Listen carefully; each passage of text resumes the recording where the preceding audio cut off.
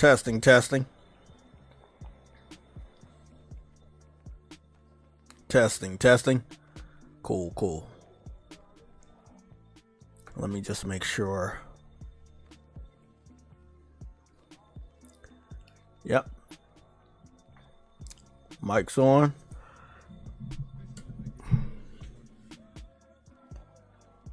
Cool, cool.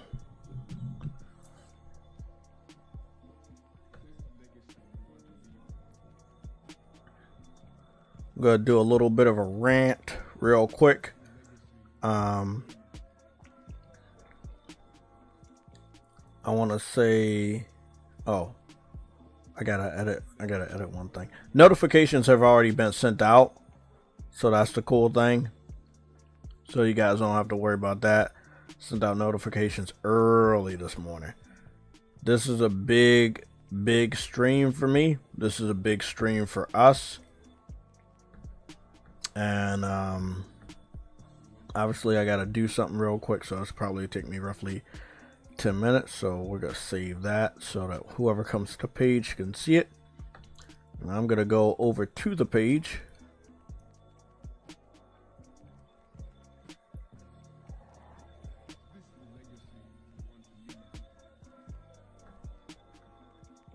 Yeah, everything is set. Yeah, because we set everything this morning. Great. Because if not, I would have been fucked. Click that button and we weren't live properly. Ozzy, what's going on? Is that new?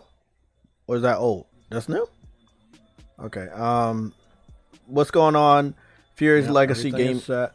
Oh, echo. Yeah, because we Furious Legacy Gaming, Alexander Clifton, what's going on to the mods? Sony Online 8, what's going on with you? And Ozirath, you say Pokopia,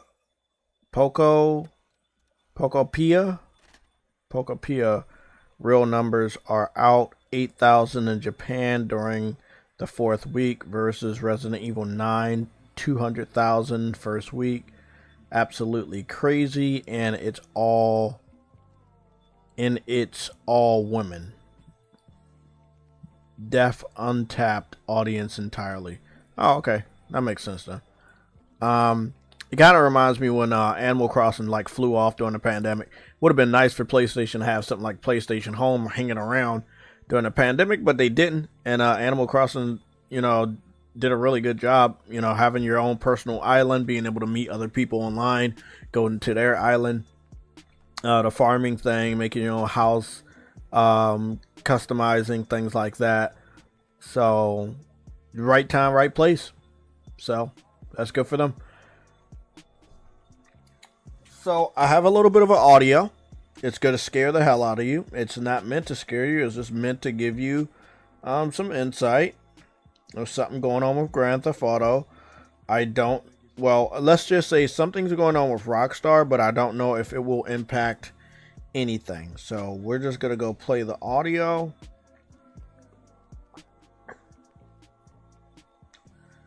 And then you guys can make your own decision. So let me go mute this. I just want to mute the background music real quick. Where are we at with the where are we at with the remix? There. So demand GT. I want you to listen to this real quick, soak it in, and after this we will talk a little bit, and then I gotta get out of here for like 10 minutes. I'll be right back. Like probably less than 10 minutes, but just soak this in. True Woody, I'm guessing that's you or that's Azarath. That's me. Okay, let me play this audio so you can know what's going on too. GTA 6 had another security breach, and Rockstar Games has until April 14th to pay the ransom demand. Otherwise, the perpetrators will leak all of the developers' code for their platform, which is called Snowflake. A group called Shiny Hunters claimed they hacked the studio through Anodot, a software-as-a-service cloud cost monitoring tool that Rockstar utilizes. The data Shiny Hunters now has access to includes player spending habits, financial data, marketing timelines, and contracts with outsourced companies. Rockstar made a statement to IGN saying, "We can confirm that a limited amount of non-material company information was accessed in connection with a third-party data breach. This incident has no impact on our organization or our players." Even though your accounts might be safe, I would highly recommend that you change your password and enable two-factor if possible, which you should be doing for all accounts anyways. GTA. So look, what we're gonna do is we're just gonna keep bro, our bro, with this shit, that keeps happening, bro. They need to stop putting shit on PC. yeah. Yes. I know you have a lot to talk about. I'm gonna need you to take over for at least 10 minutes. But before I go, I just want to say I'm not taking over for 10 you minutes. are. God, I don't even know what the fuck Yeah, you're talking about. I don't care. You could talk about Starfield and how you like it, or anything that's wrong with it, or anything like that. Show me, Before I go, I just want to say that the 14th is 2 days away, which is actually Tuesday. I'm off for work on Tuesday, so if anything major goes down, we'll be covering it. Remember, everybody, that after this week, we're going to be in the week where we're going to finally get the NPD sales data. You see how Azeroth was able to give us the Pokepedia sales data from Japan? Well, we're going to be getting brand new PS5 Pro sales data. It is important because up until this point, PC fans have deliberately used outdated sales data for PS5 Pro sales from last year. We are now in the 4th month of the fucking year, and they're still using outdated sales data. So, as I've been taking it to the PC community for the better part of 10 years, these guys are going to be very surprised when they find out how many PS5 Pros have sold in the United States alone compared to the 4050s, the 4090s, all that dumb shit that's in the United States attached to real gamers. We're not talking about the people that picked up those graphics cards that are using it for the AI data centers. We're talking about the gamers that are actually playing games using those high-end graphics cards. Again, developers have already made the decision to stick with PlayStation and PS5 Pro to show off some of their best games this year, as well as going forward. If I was a PC fan, and we will talk much more about this when I get right back. If I was a PC fan, and I've said this so many times, Truity fucking knows this, you guys need to fucking update your fucking graphics cards, bro. Y'all motherfuckers need to upgrade, bro. Y'all really thought y'all could use those fucking old-ass graphics cards and carry you through the generation and feel superior. Well, PSSR 2.0 had other plans. So, the funny thing is, I gotta go, right? I'm not leaving or anything. I just gotta go do something real quick for less than 10 minutes. Among those things I have to do is I have to swap out the Elgato setup. But I made it much easier for me. I just take one cord out and put the other cord in. Yeah, sadly I gotta do that. I was capturing some raw footage for Dead Island 2. So I've gotten a lot of raw 4K HDR 60 frames per second native gameplay footage on my PS5 Pro. I'm preparing to mix some more footage together and have a nice talk with you guys yet again. And the reason why is because, again, seeing is believing. I appreciate everybody that's been supporting the newest video. We're sitting at 500 views in one day, which, again, I don't do a lot of videos, so I appreciate the love and support. And not that many trolls are in the comment section. Not because they're blocked or anything, but just what can you fucking do? Everything they said, I've dispelled it in the video. I've also dispelled it in YouTube shorts. I've also posted different short YouTube videos on Twitter. Like, I've been trying my hardest. Every time they lie about something, I'm right there. I'm making sure I reply to them. One of the individuals said that no PS5 Pro game can do over 100 frames per second. That individual now has a work in progress community note on X, aka Twitter. So, again, just everybody keep it up. You know, you have a PS5, you know how to post videos, you know how to post screenshots on the internet. Use it. Like, that's the one thing we have against the PC community. They will not show off their gaming rigs. Trust me, I've done this challenge, I've done this test many times. Most of them are low-level PC trolls. They don't have the gaming PC they're bragging about. So do not be afraid of these individuals, okay? You now literally are the top percent of high-end gamers if you own a PS5 Pro. That is a fact in the United States of America. And once we get the rest of the sales data from around the world, I think Japan already went. We're waiting on, I think this week will be either the UK or Europe. And then the following week on the 22nd to the 23rd, that'll be the United States of America, where Matt Piscopello, the NPD guy, will give out the sales data and prove everything I've been saying. Look, man, if I was a PC fan, you really want to brag about having a high end, that's cool. But everybody else in your community doesn't have high end. There's really nothing for you to brag about.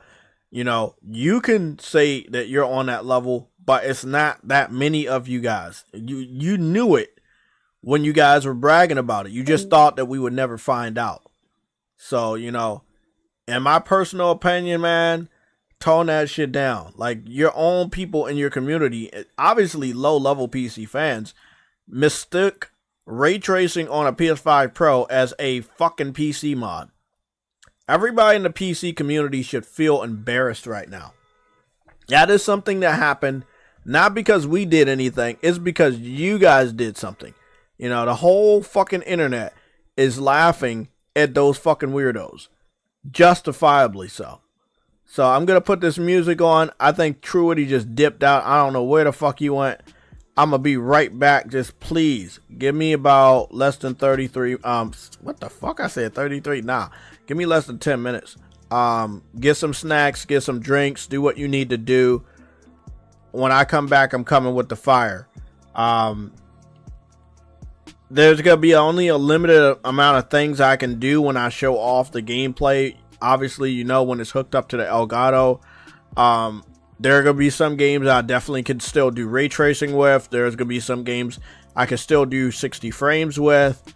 And then other games I can still do like some 4K with. But when the Elgato's hooked up, it takes away the ability to do HDR. It takes away my ability to do VRR.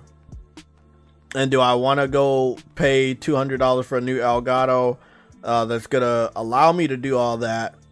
But for the purpose of, I just don't want to do that right now. Like, I was thinking about it the other day. I was like, $200 for Elgato so I don't have to like cut stuff off when I pass through. But still, it's gonna require me to have even more advanced laptop and everything like that. It's like when it comes to computers, you upgrade one thing, you have to upgrade the other. And PC fan, this is one thing you can always get a PC fan on. When they get a new graphics card, they gotta upgrade a whole bunch of other things just so that graphics card can work properly. You get the high end graphics card, you gotta need the RAM to supply it. You know, like, it's just a lot. You know, like, I wouldn't wish the PC gamer lifestyle on my worst fucking enemy. I mean, if that's what you're into, do it. But I it's a fucking headache, man. It's an uncalled for headache. I get home, I turn on my PS5, I click the fucking button on my controller, my PS5 comes on, the TV comes on, you know, I log in, bam, I'm there. I'm ready to play a game. SSD makes that shit real quick, and it's simple as that. I don't gotta mess with no settings. Every time I go into any fucking game, I gotta mess with some settings and change the controller layout. No, I don't gotta do none of that shit. Like, again, I would not wish the PC Master Race lifestyle on anybody, bro. It is a headache, even for PC elitists with the highest end graphics cards and best setups in the world, bro. They still complain about unoptimized ports and shit like that. It's I just, again, shout out to my boy Arnold. Like, he know what I'm talking about. Plug and play.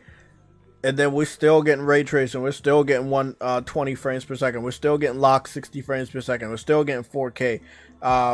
You know, like, That's the shit we're talking about. Like there's a good amount of, there's a handful of games now that are doing 8K. You know, like I'm telling you, man. We knew this day was gonna come. We kept trying to tell them. In 2024, when the PS5 Pro came out, Mark Cerny was cooking, bro. So I'll leave y'all with this. I'm gonna be right back.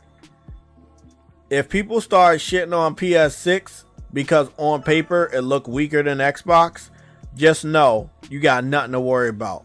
Cause Mark Cerny got that secret sauce, and that shit gonna do something, bro. Look at what Mark Cerny was able to do with the PS5 and PS5 Pro.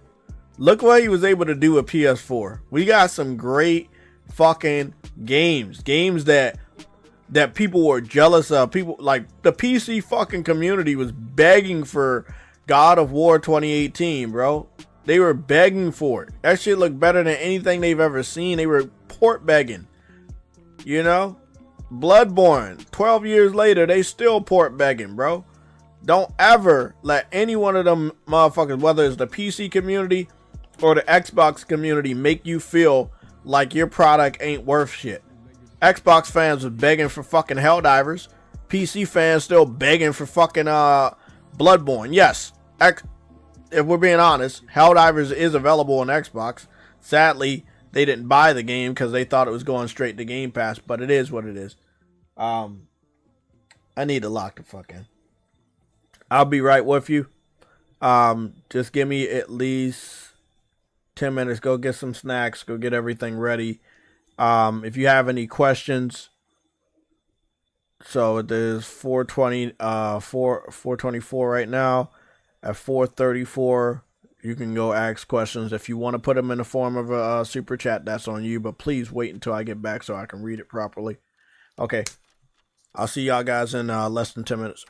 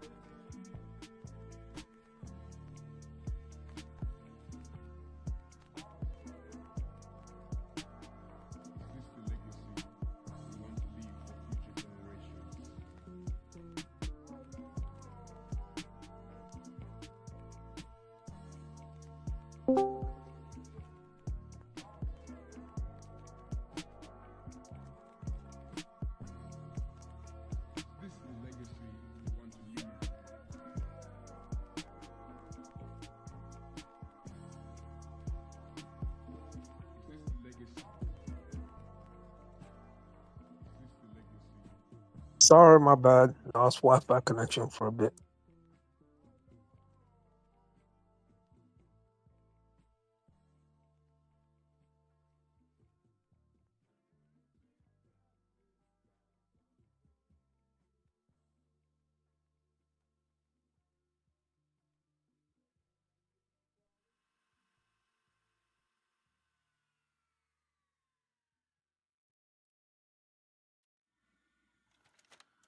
PlayStation is always gonna Info and PlayStation is always gonna be better in the living room. They're always gonna own the living room space. Question is who's gonna join the living room? Because nigga, Xbox seems to be going the route of PC. So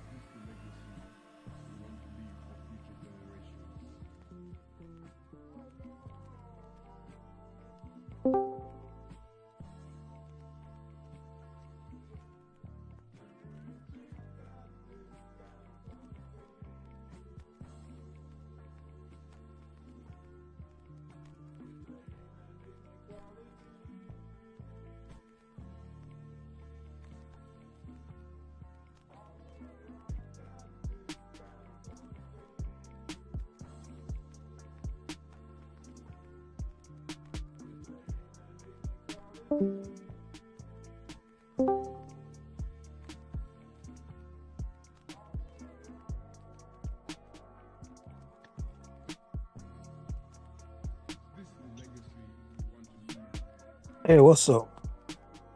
Oh, it actually works. Lost internet for a bit.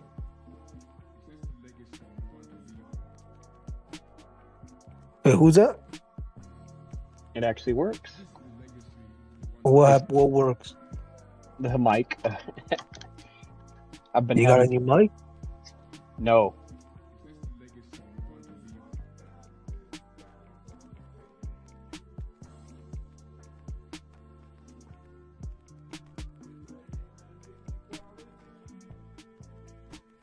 But yeah, it's Warlock. Yeah, I figured.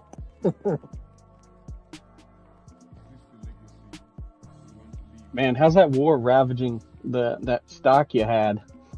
Like, that war has been awful for every stock, dude. It's been bad. Yeah, you can blame the war on that one. Once it's over, whatever, you know. That's why we buy leaps. Over things are gonna pick up. I know. I'm just holding on. You know, I know the war's gonna end soon. Fact of the matter is, like, hands on exactly doing so hot. I doubt that shit gonna last longer. Any longer. But Yeah. I know that I freaked out Eastern Conference over in the stock thing by telling them about what Sammy did with $100 the other day on Wednesday. oh yeah, So he bought 100 contracts of PLTR puts at $1 a contract, and it filled at the beginning of session for puts. And it's because of the volatility from the whole ceasefire. Every single contract was worth $1, even though it shouldn't have been. They filled all 100 of them, and then they immediately, 30 minutes later, went to $270 a contract, and he sold. oh, who did that? Was the freaking whale, Sammy, in our freaking Discord. This In the nigga. stock. He did it with $100, and it became 27,000.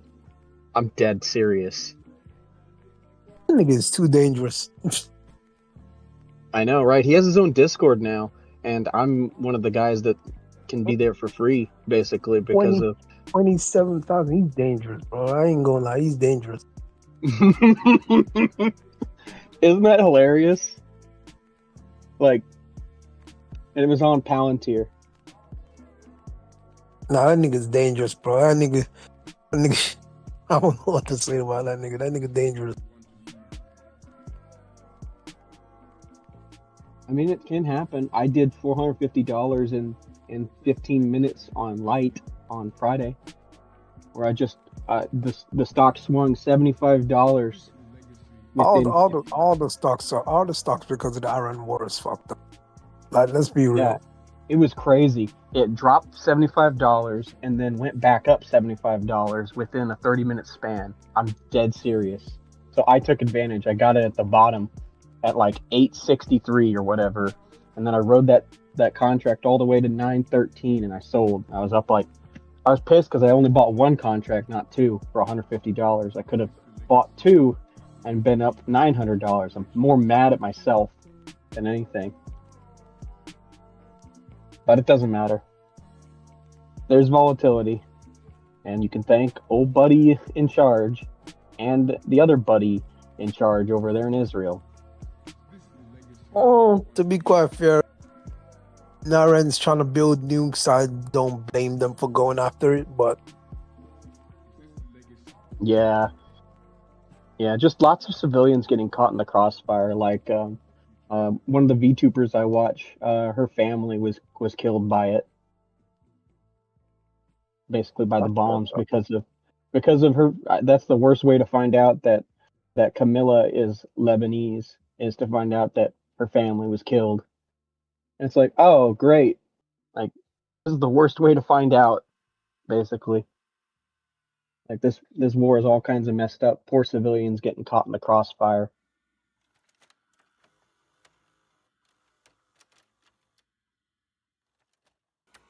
Just want it to be over at this point.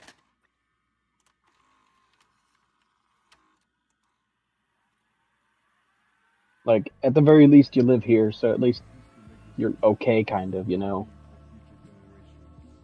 anything Man. can happen to the United States. The United States ain't Ain't invincible. That's true. powerful. We're not invincible, but basically the safest you can be. We are powerful, but we're not invincible. That's true.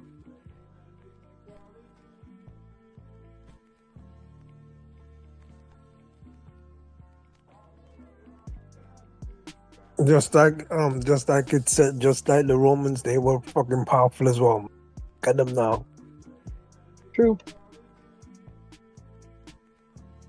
Damn, I sold Costco early on Friday. I just looked at it for shits and giggles, and I had puts on Costco at the beginning of session, and they were for $9.95 strike, and it actually went down to $9.95 before end of session by like a good 2 hours, and I'm like, damn, I missed my opportunity to make like $300-400. Oh well, such is life. You see, when you look back at these things and you realize that they even went up even further, you get pissed. Oh yeah, right. It's like, damn it. No, I had for shits and giggles this lotto call out on Broadcom that Sammy took, and Sammy's like, "Oh, I'm never playing Spy again." I mean, when I showed him what AVGO did, he did 200% on the same call outs I had that were, and he's like, "I'm done," and I'm like, "Dude, they ran 600%." He's like, "Fuck." He's like, "Fuck me." That guy's crazy though. He put $1,000 into NBIS, and at the beginning of the week, he sold on Friday because his cons were up 10 times. He bought them at $30 a con, and they were at $300 a con. He sold. He's like, "Yeah, I'm good to go." And then 10 minutes later, they were $1,000 a con, and he's like, "All right, guys, block me forever. I fucked up." He's like, "I missed out on 50 grand. He's like, "This sucks." Bruh. This shit's crazy, dude. When it goes, it goes. What's up, East?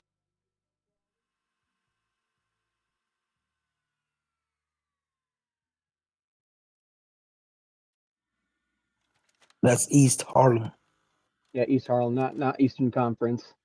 Yeah, I started to get those two mixed up after a while. I'm like, bro, what I the know. fuck? In conference One is was in the which one chat, he'd be like, is- "Oh, it's time to talk about stocks even more," and it's like, I told him 3 weeks ago to keep his eye on light if he needs to make some extra dough, to keep his eye on light, because every time I play light, I seem to make like $300 or $400 on it.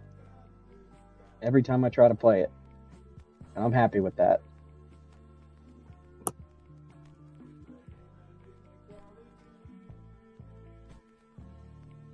Of course, its running days may be over because Kramer's calling for light, and Kramer has a curse. So I bet light's going to open really bad on Monday tomorrow. Yeah, it is tomorrow, yeah. Oh, hey, Jay, you rejoined. Hey, what's going on? Did I make it? Fuck no. Fuck. Longer than 10 minutes. Jay rejoined came from the dead. What's going on? Came from the dead. Tuesday we gonna have Rockstar shit leaked out because I highly doubt they're gonna try to pay those guys the ransomware. Oh, I need to look up their stock again. What was it called? Take-Two. But they can't afford to delay Grand Theft no matter what they leak out or anything like that. But I've been hearing stuff about this for the last 2 days that they got, hacked or whatever. I don't know if it's on the level of the Grand Theft Auto 5 hack, the original one. But yeah, it's never a good thing when a company is getting like hacked and then like you got ransom. This is why they need to stop putting games on PC. Putting games on PC, yeah. Them fucking niggas just don't have no respect for nobody's privacy. I mean, they already don't do it like at launch, but but other companies they just start following that. They're afraid. These niggas don't. I know, but the reason they don't is because they're afraid. They're afraid of the potential money. They're afraid of their investors. Oh, guess what? Get hacked and then get hacked and then. Yeah, I mean, I feel like when it Take-Two on Monday morning, then. Yeah, I feel like when it happens to you, then it matters. Like when it happened to Insomniac and Sony, it was like, okay, yeah, this is it. We're a fucking joke right now. I mean, actually, when it happened, Sony didn't take that tone until like 3 years later. Sony didn't do anything. Yeah, Sony didn't take repercussions until 3 years later, where we're at now, because they saw that it wasn't worth it in the end. The deal with that and everything else that came along with fucking with PC, it just wasn't financially worth it. And then you open your own company up to be hacked by these people, bro. Like, what the fuck is the point? Yeah, it's kind of crazy. Warlock, the information I need you to make sure you get, whether it's this week or the following week, it's really up to you. Whenever the info comes in, make sure that we know about it. Since you're going to be doing a lot of Nintendo stuff, you talk about Nintendo all the time. I need correct, accurate numbers, and I know you're going to do this because Nintendo actually publicly releases their numbers, unlike Xbox. I need their new hardware, their hardware sales. Nintendo does it. They only do that like every quarter, I think. I have to look at that. Well, are we up for it? Because I know that May, Sony is doing their financial call. I think it's May 13th, 14th, or May 12th and 13th. They're doing their financial call. 12. Yeah, and then in June we'll probably get like a video of them talking and shit like that. The last one they updated was December 31st, 2025. So I think it's like every quarter, basically. So we're gonna get those numbers probably in like this month. Yeah, sometime. Okay, so we're gonna get those numbers this month on their website and the JT side. Rumors of a state of play. Yeah, we're hearing rumors from the state of play on the 16th. It doesn't really follow the pattern of the second week of the month or the second to the last week of the month, but we have had a history of a few in the very beginning of state of plays in the 16th. Again, you could count this as an anomaly due to the fact that they want to make sure they have a state of play going into Soros, going into this financial earnings call that, again, I believe is anywhere between the 12th to the 14th. So it's either the 12th and the 13th or the 13th and the 14th. I'll get that number. I get those dates to you right now, but I do know it's around the 13th, between the 12th and the 13th, or the 13th and the 14th. That Sony is going to have their earnings call. Are hella old. The last number we got for Nintendo Switch 2 was 17.37 million units since the launch. As of December 31st. That's the old, and 155.37 for the original Switch. Did Japan update their numbers yet? So Japan's numbers is from Famitsu. Did they update their total numbers for Nintendo Switch 2 in Japan? Do they have an updated number? of how many consoles are sold in Japan? Let me look here, because Famitsu sales, they have them Because on the I weekly. know that Sony won't give out their full numbers of PS5, like they won't do that anytime soon. But what I'm looking at, and think of it this way, for Nintendo as well, if you can get the Japan numbers, and then you wait for UK and Europe to give their numbers sometime around this week. Weekly update their numbers for Famitsu, basically. Famitsu's the one who keeps track of it in Okay, Japan. so what's the numbers for Switch 2 in Japan? I'm just looking at the consoles and the games. Let's see here. Pokopia, that's that's 800,000. That's expected. Mario Kart, those are software. I'm looking for the console itself. Okay, so the grand total of PS5s sold in the region for the year, or No, I don't want PS5s. I already know those numbers. We're talking about like Nintendo. are you talking about, because the only thing they do is yearly like sales basically for That's for like Famitsu? it's like lifetime sales or whatever, basically from Famitsu's side. Okay. Well, Nintendo will be up this month. I know that definitely shows that Nintendo's lifetime for the Switch 2 as of this week, the 5th or whatever, is 5 million ish, 5,011,059 Switch 2 sold in Japan total. So yeah. a good third or more of the Switch sales are in Japan, while the PlayStation's only like 1.248 for the digital edition. Oh, there's multiple SKUs. That's why. Yeah, I think it's 7. I think they gave digital 7 edition, million. 1.2 million, and then the PS5 regular edition, the disc version, almost 6 million, 5.9 million. We got the update from Japan this week. It's 7 million. It's 7 million total for PS5. What I'm looking for is Europe, UK, United States, which will be in the next 2 weeks. And the only reason why I'm trying to gather this up is for the PC fans' weird fixation on giving us outdated info. They know that if they give out recent information, it looks bad for them. But it looks bad for Xbox side because they've only sold 325,000. We already know. It's awful because the Pro in Japan sells more than the Xbox Series X. Yeah, it's laughable. It's laughable. It's 340,000 for the Pro in Japan, and that is a handheld society, by the way. So that tells you something how bad Xbox is, that a minor SKU of the PlayStation is selling more. So guys, I'll be making sure I give you guys updates. It won't be in the form of a community note. I'm not gonna be that shallow. Did you say 300 or just 300,000? 300. 325,000, and that's it. For total? Xbox. For lifetime? Xbox total lifetime. Wow, that's sad. Actually, that's just the not the digital, that's the Series X physical version. The digital version is another 30,000. Ooh. So 330,000. And then the other 340,000 is the Series S in Japan. Oh, okay, yeah, they love only that one. 700-ish thousand. Yeah, they like that one because it's black and small. I mean, sorry, it's white and small. It's small, but the Xbox fan base in Japan is tiny too. Yeah. They also abandoned their otaku fan base they had over there. They actually told them to fuck off. They had no choice. Who did?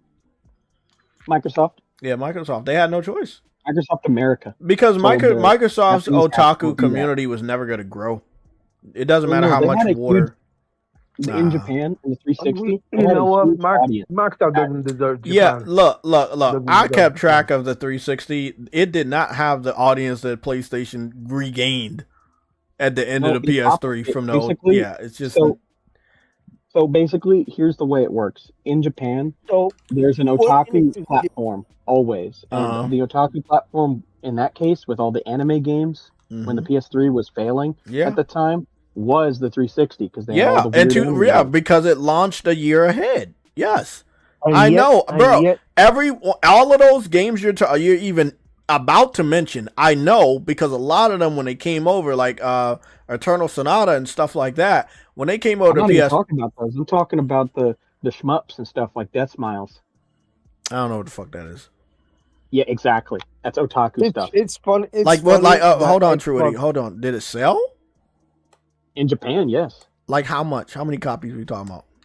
Let me go look up the Death Smiles numbers because it was actually. I'm really gonna be honest, man. In Japan. I'm gonna be honest. I don't think that catering to the otaku community from Microsoft, I don't think that was going to help them grow and take over Japan ever. It was their own So little I mean, look, you got to look at that them from Microsoft a handled. American business stance. That's not helping them achieve the goal that they want. It's no point. Like again, look at Sony. Sony made cuts after the PS3 generation, even though a lot of people don't look at it like what's going on now. But they made cuts. Zipper Interactive, who was the people that did Wipeout, the MotorStorm, Evolution Studios, bro. Sony was making cuts. They started like, again, you already know, no more Jack and Daxter, no more Sly Cooper, even though the the CGI movie was in the works. Like, bro, everybody makes cuts.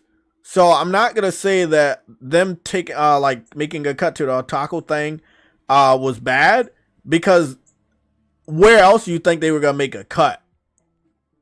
And I think you're talking about they cut. Did they cut them before Xbox One? Yes, before Xbox Yeah. One. Yeah, that makes sense. Basically, when what's his name came in, they said no more of this Japanese stuff over here. No more of the Japanese. I think that they looked at the PlayStation was able to reclaim crown worldwide, outsell them, get their foothold, get the trust of the gamers back, and it was like Silver Wolf has subscribed. Thank you, Silver Wolf. And I don't think they wanted to go ahead and hit with Sony. Like, let's be honest. They were as confident as they was because they knew Sony wasn't there. They launched in 2005. PlayStation launched in 2006. They did really good that generation. Let's be honest. Xbox did really good, but it was because of the 1 year head start. And also, a lot of people never mention this, but they launched it a year ahead of the Wii, even though the Wii was the console. It sold the most consoles that generation, but it still came out before the Wii. You know, like Xbox was like, hey, bro, if we beat everybody else, the market will win. Like, again, like the tortoise and the hare, right? Like, I'm so fast, I can beat this turtle and take a fucking break at the finish line. Xbox did that. We all know. We all saw. If you don't know, maybe you were too fucking young, but I was right there in the middle of all that shit.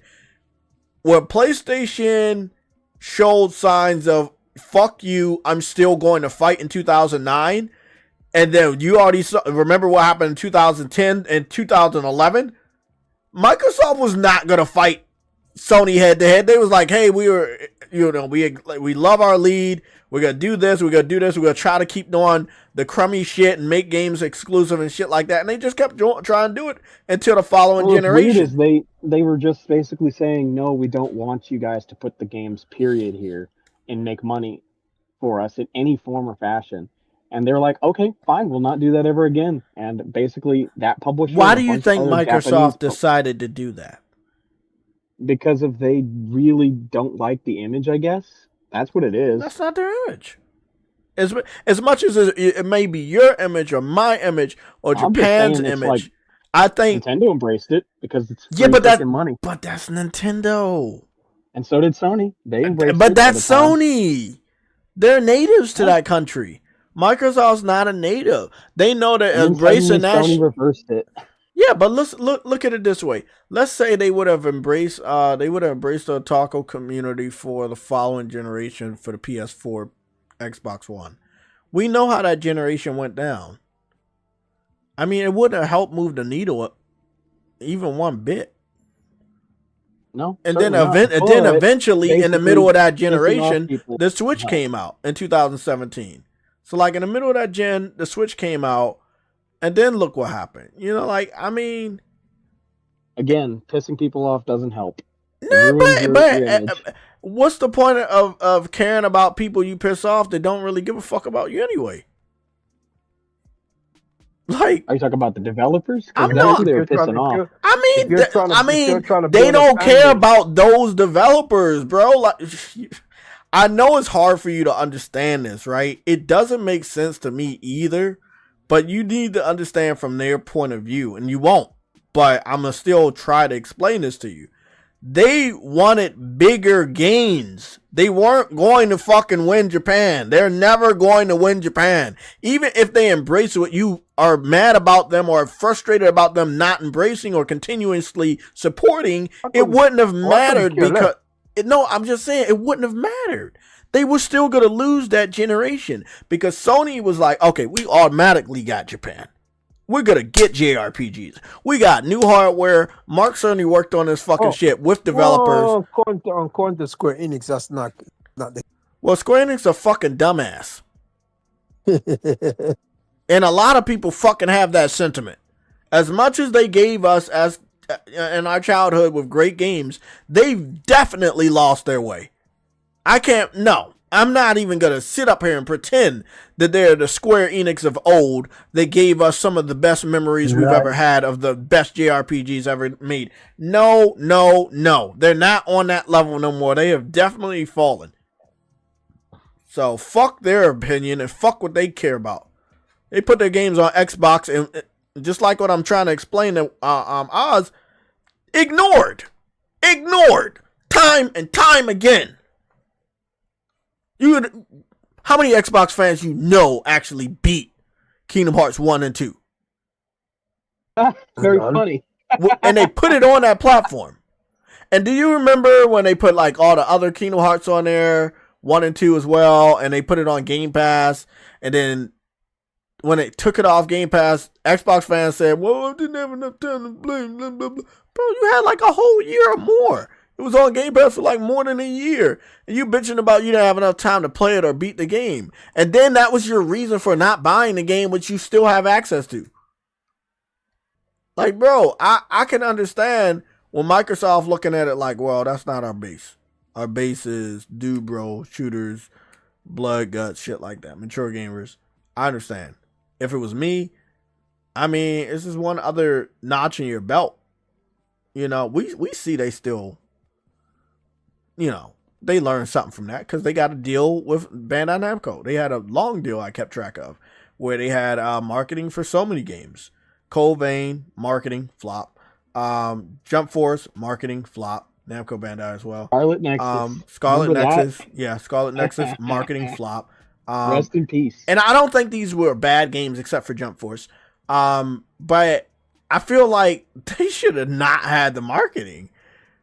I mean, like, and that right there, in a way, we go back to what you were talking about. Oh, they gave up the otaku. Let's say if they branched out and like, okay, well, people like us here, and then they talk in a meeting in Japan, and they're like, hey, well, Xbox is really supporting us, and maybe you should support them. And they're talking to some big Japanese developers, and then they go to have a meeting with Xbox, and they're like, oh yeah, we should do a partnership, and blah blah blah. And then they do the partnership. Again, this is an example what actually really happened. Namco Bandai.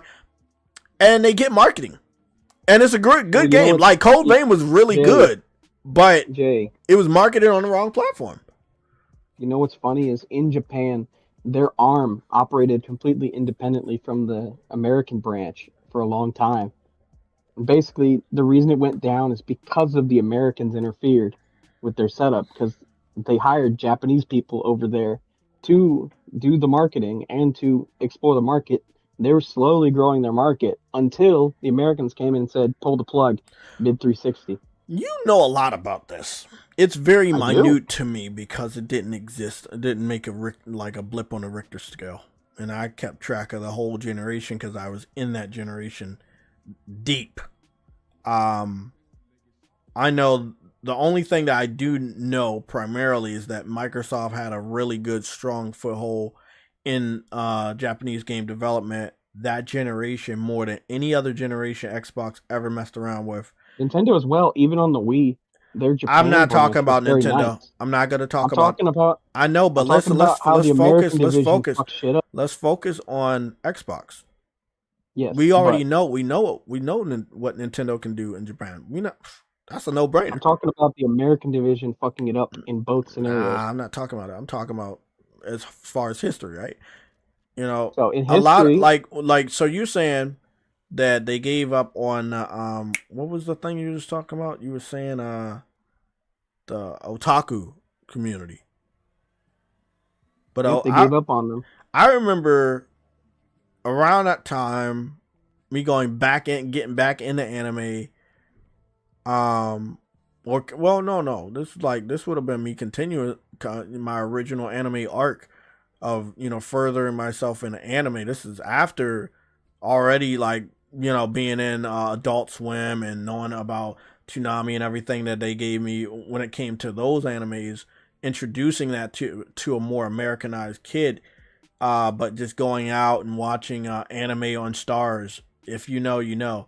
There was a lot of animes on Stars cable network that I would watch. It was just so many different ones. Then Crunchyroll came around. So it makes sense. But even in the United States, watching anime wasn't cool around that time. I think it wasn't. Yeah, so I remember that. I don't know how big the otaku community for Xbox would have been at that time compared to how much people worldwide accept, respect, and love anime as is right now. But the way you're making it seem is it was fucking huge, and I never you're the first and only person ever talked about that small faction within that's. I mean, I'm about to go double check with AI, but I'm just I don't know how that. They had a ton of weird random shoot 'em up exclusives over there in Japan because of the crossover with the arcades, basically. So they had setups with the arcades so you could bring your save from the arcade back to the 360 version for a lot of these games and stuff. They had weird little setups like that in Japan. It was like a crossover between the arcades and the home console back then. But I guess Microsoft of America said, nah, we need to get rid of that. Just like Nintendo of America almost axed Monolith Soft because they were trying to keep them from getting brought over here. And look how that would have played out for them. The Americans always are short-sighted.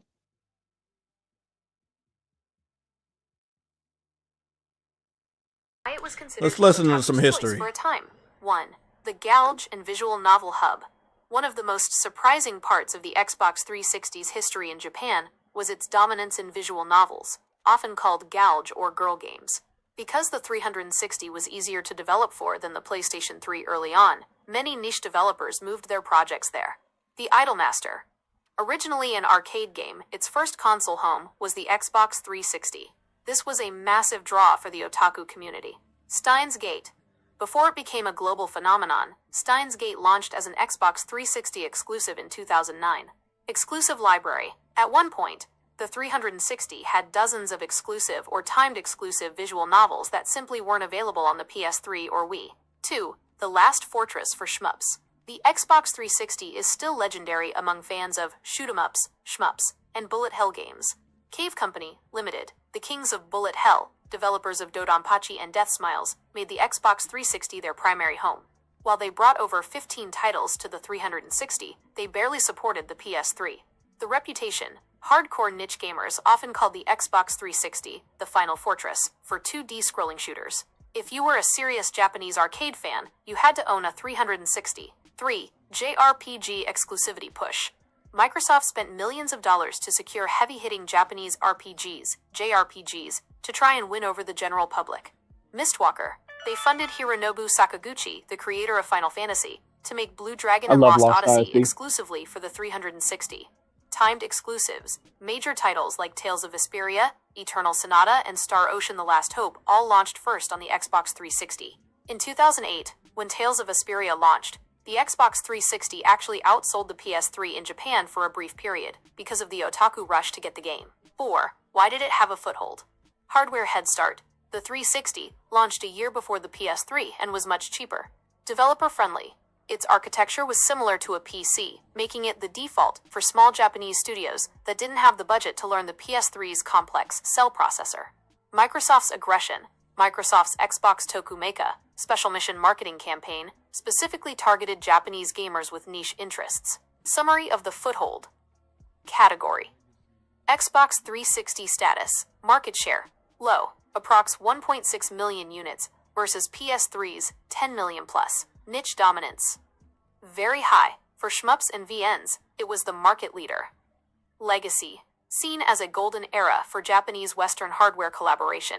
While the foothold wasn't enough to beat Sony or Nintendo in total sales, for a specific group of technical gamers and otaku, the Xbox 360 was the most important console of that generation.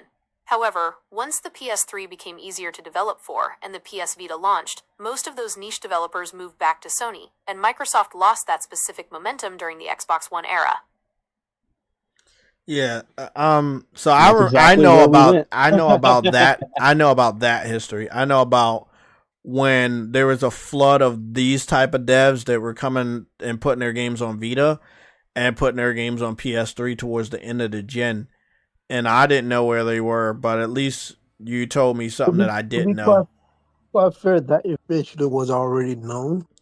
Well, I mean, I know that they got a year head start, so a lot of people, and it would have made sense that a lot of otaku devs would have been putting their games on 360 first because of tech. Again, if you launch a year ahead of your competition, that means your dev kit probably was already in the hands even before that first year. So that was like year and a half head start for real. And like they said, cheaper, easier to develop for. I mean, it kind of makes sense, but like in Japan, they have an exclusive they have exclusive games still over there you can't get from that. Like they're crossed over with the DS and the 360. Funny enough, some of them. Be careful, I man. can't acquire it. I need to go find a copy of it, but I probably won't be able to play it. Is the Strike Witches game I have on DS? They have a 360 version. Oh, wait. Well, look, we gotta get back on topic, so I don't be here all night. It is already 5:07, and I want to be up out of here by around 7. So we got about 2 hours, if that. Okay, let's get back to the topic. So, we're looking at the 14th this week for Rockstar to say anything or to their shit to get leaked, and then we're looking at this week for Europe or the UK, or Europe and the UK, to reveal sales information. And the reason why I'm looking at PS5 Pro is because Sony doesn't do their release sales numbers all the time, similar to Nintendo, but they do release sales numbers. The Pro sales numbers are very, very outdated. I think we got sales numbers from like around December, and then that's it. You know, that's about like 3-4 months ago. Now we're gonna be in the middle of this month, so it's like 3.5 months old. So at the end of this, towards the end of the month, on the 22nd to the 23rd, Matt Piscapella should be giving out those sales information for PS5 Pro, which is not gonna be kind to PC fans. PC fans don't want the number to be 5 million or more. I believe that there will be 5 million PS5 consoles sold by the time we get the legendary summer showcase from PlayStation. Right? That's what I believe. The PSSR 2.0 and games supporting that from different developers have really inspired people that passed up on the game system to like, oh, okay, well, it's really doing something that, you know, let me go pick it up. It's good to see. It's good to see. PC fans, again, like I said, I'm gonna go turn Elgato on real quick, but this week they mistook a video of Cyberpunk with ray tracing for a PC modded video. It shows how stupid these people are. Exactly. It does.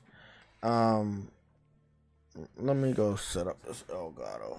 Just keep talking. Oh, okay. I was like, where the fuck was it? My Elgato wasn't plugged in. You had all this time and you still didn't plug in the Elgato. That's funny. I plugged it in. It was the USB that was plugged into the laptop has slipped out. Okay, now there it is. Okay, I was like, bro, what the fuck?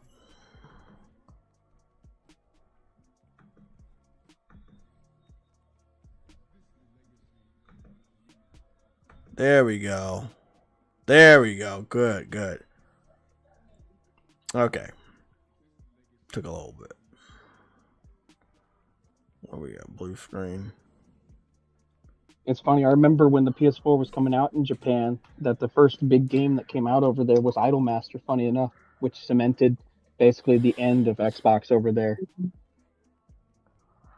Yeah, it's crazy because we got a good amount of news to cover, and I want to cover all of it without skipping. There's been a couple of Sunday shows where there was just stuff and we just didn't cover it.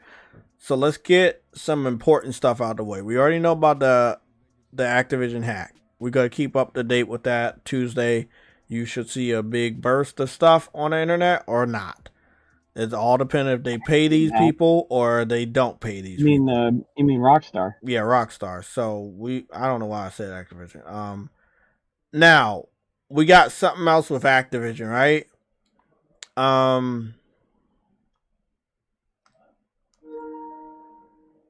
No more Call of Duty on Game Pass. Rumor. Rumor. Yeah. From Jez Corden.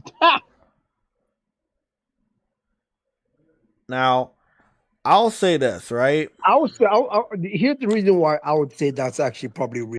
You want to know why? Because just Corden kisses his ass for Xbox. He doesn't want to deliver bad news for Xbox. Yeah, he hates delivering bad news.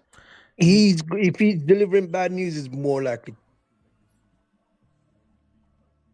Yeah, so the reason me and Trudy just had a nice little discussion about, Bethesda and needing money and stuff like that, and how, like, if you own somebody, yeah, they gotta make their own money for their own projects, but they also need to bring in a significant amount of money to make a return on the investment, And as of right now, I don't think that Activision is doing the best job coming from last holiday season when Battlefield kicked their ass, which has never, from them going head to head since Call of Duty was in its prime, that shit never happened.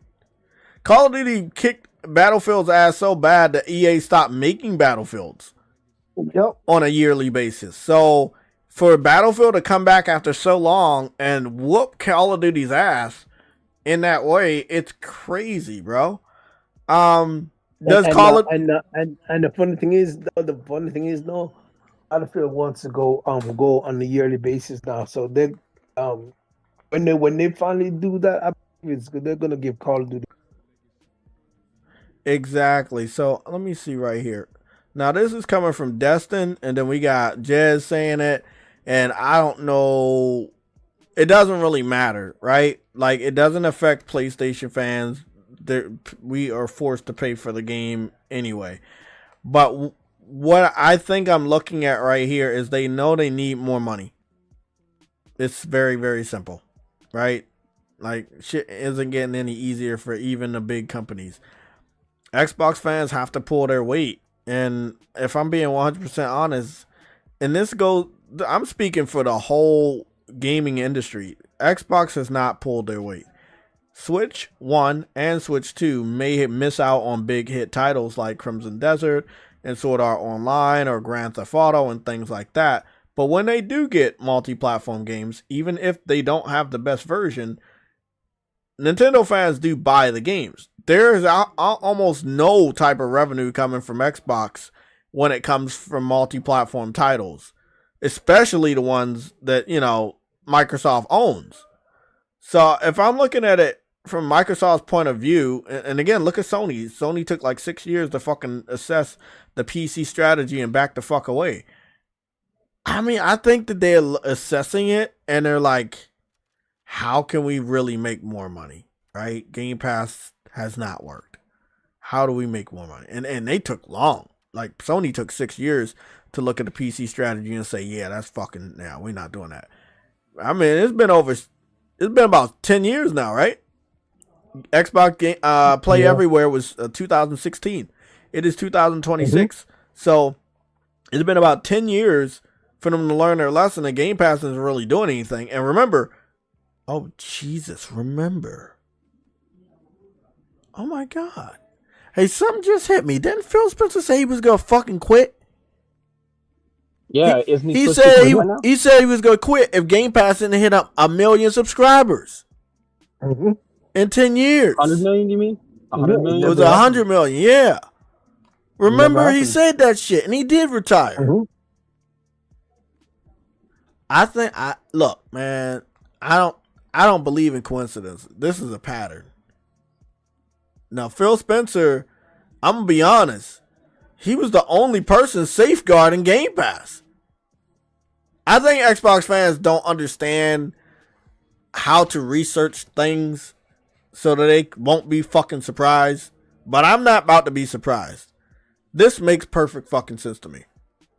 The only person that defended Game Pass was the person that proposed Game Pass is no longer there. He was supposed to meet a quota with subscribers that they obviously never met and were never going to meet. There's no point, you know? There's no point of pretending that Game Pass works when we know it doesn't. And you need more money from the fucking gamers. Even if you alienate them by charging them for games again, or they boycott or whatever, it's better than nothing. You know what I'm saying? Because as it is right now, you're not making money anyway. It's kind of like the piracy shit. It's like developers are afraid to tell PC fans that piracy is bad because then the PC fan won't want to buy their game. But if they're pirating their game, they're already not buying their game. So why does it matter if you tell them that piracy is bad? Like, that's the biggest weird thing I've noticed in the gaming industry, that PC developers are afraid to tell PC fans to stop pirating their game. That's why majority of PC games are online-based affairs, because of you have to hook up to a server. Yeah, they did that. They did that to us. That's why. They did that to That's why everybody, majority too. of them are that way. Mm-hmm. Or they're free-to-play games that also have to hook up to a server. It's very rare for a single-player PC title to actually take off. Do I think the rumor is real? I think it's something internally being talked about seriously. Because you're not going to make any more money if you do a price hike. Let's say you keep Game Pass, okay, but you do a price hike. Now, do you remember when Game Pass was, let's say, in its prime? At least once a month, you're getting a big game and you're getting marketing around multiple other games that are going to Game Pass for a month. Every month. When is the last time they marketed Game Pass?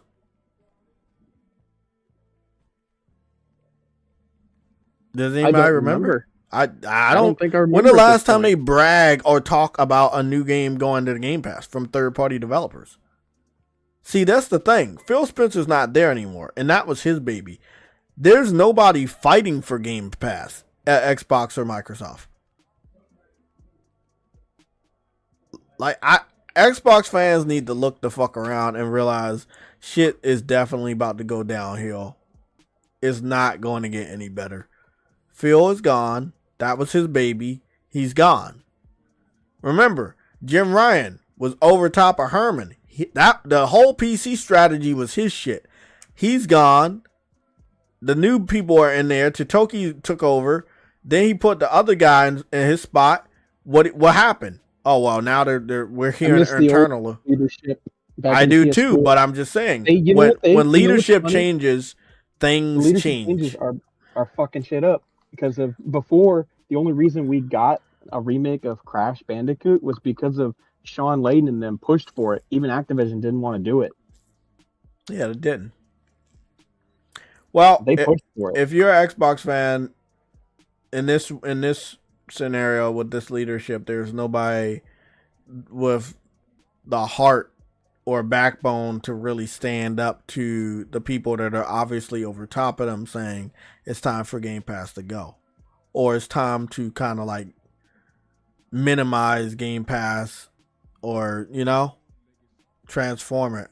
I'm being honest, it sucked what Phil Spencer did at the end. Like, he was like, we're gonna rename Xbox Live and just call it Game Pass, because he knew his time was near. he knew that he wanted to do something that would be hard for them to change, and he did it. He did it, and I hate that shit. But yeah, man, like, how else are they gonna make money off of Call of Duty if PlayStation gamers are buying the game less? Last year because of Battlefield, this year because of Grand Theft Auto. Where do they make that additional revenue up from? Well, you make it from Xbox fans if you take it off of Game Pass. If I was a business, I'm thinking like that. I don't think I'm going to be wrong about this. Remember, 2 years back to back making less money. The year before Battlefield came out, not this past holiday, but the holiday before that, they didn't make the most money either. They still make a shitload of money, but they've been going down. Game Pass idea only works for legacy titles. Like PlayStation Plus and Nintendo both have it just for legacy titles mostly. Mm-hmm. Stuff that's already had its course.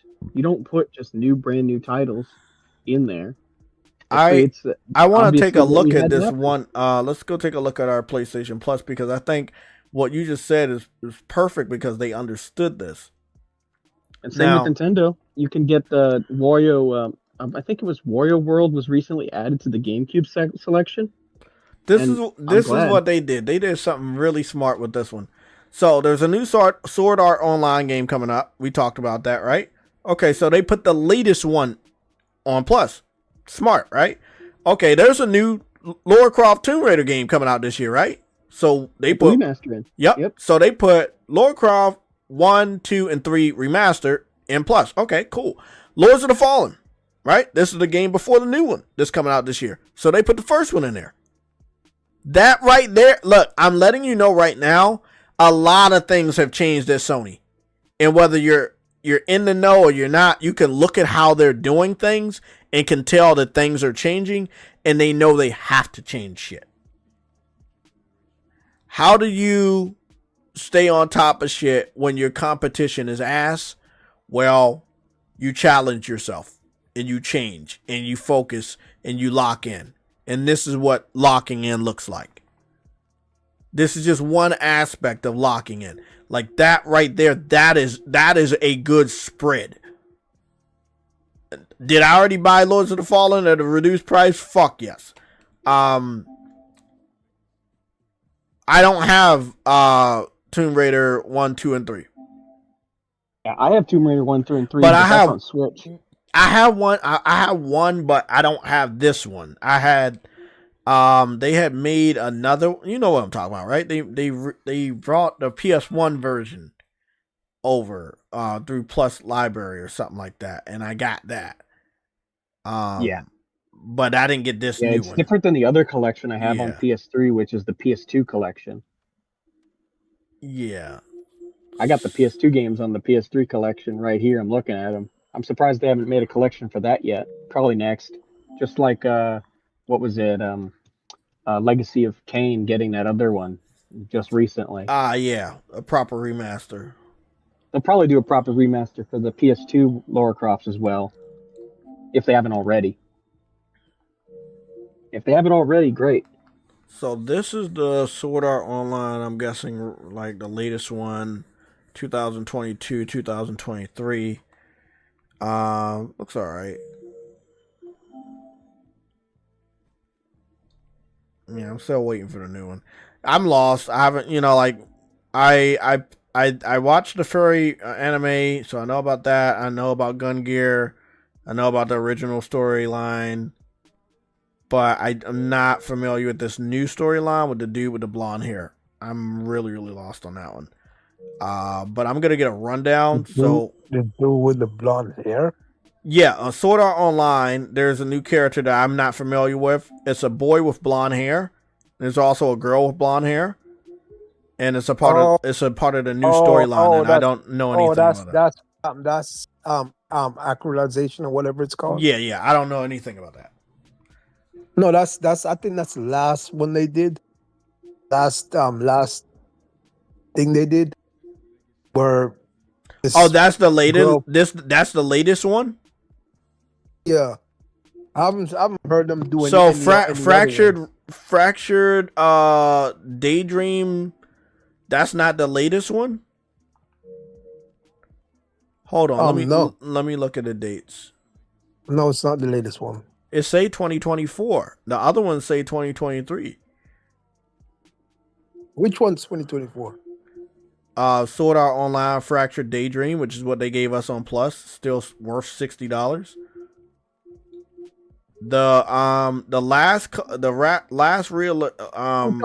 Last Wait, relocation collection.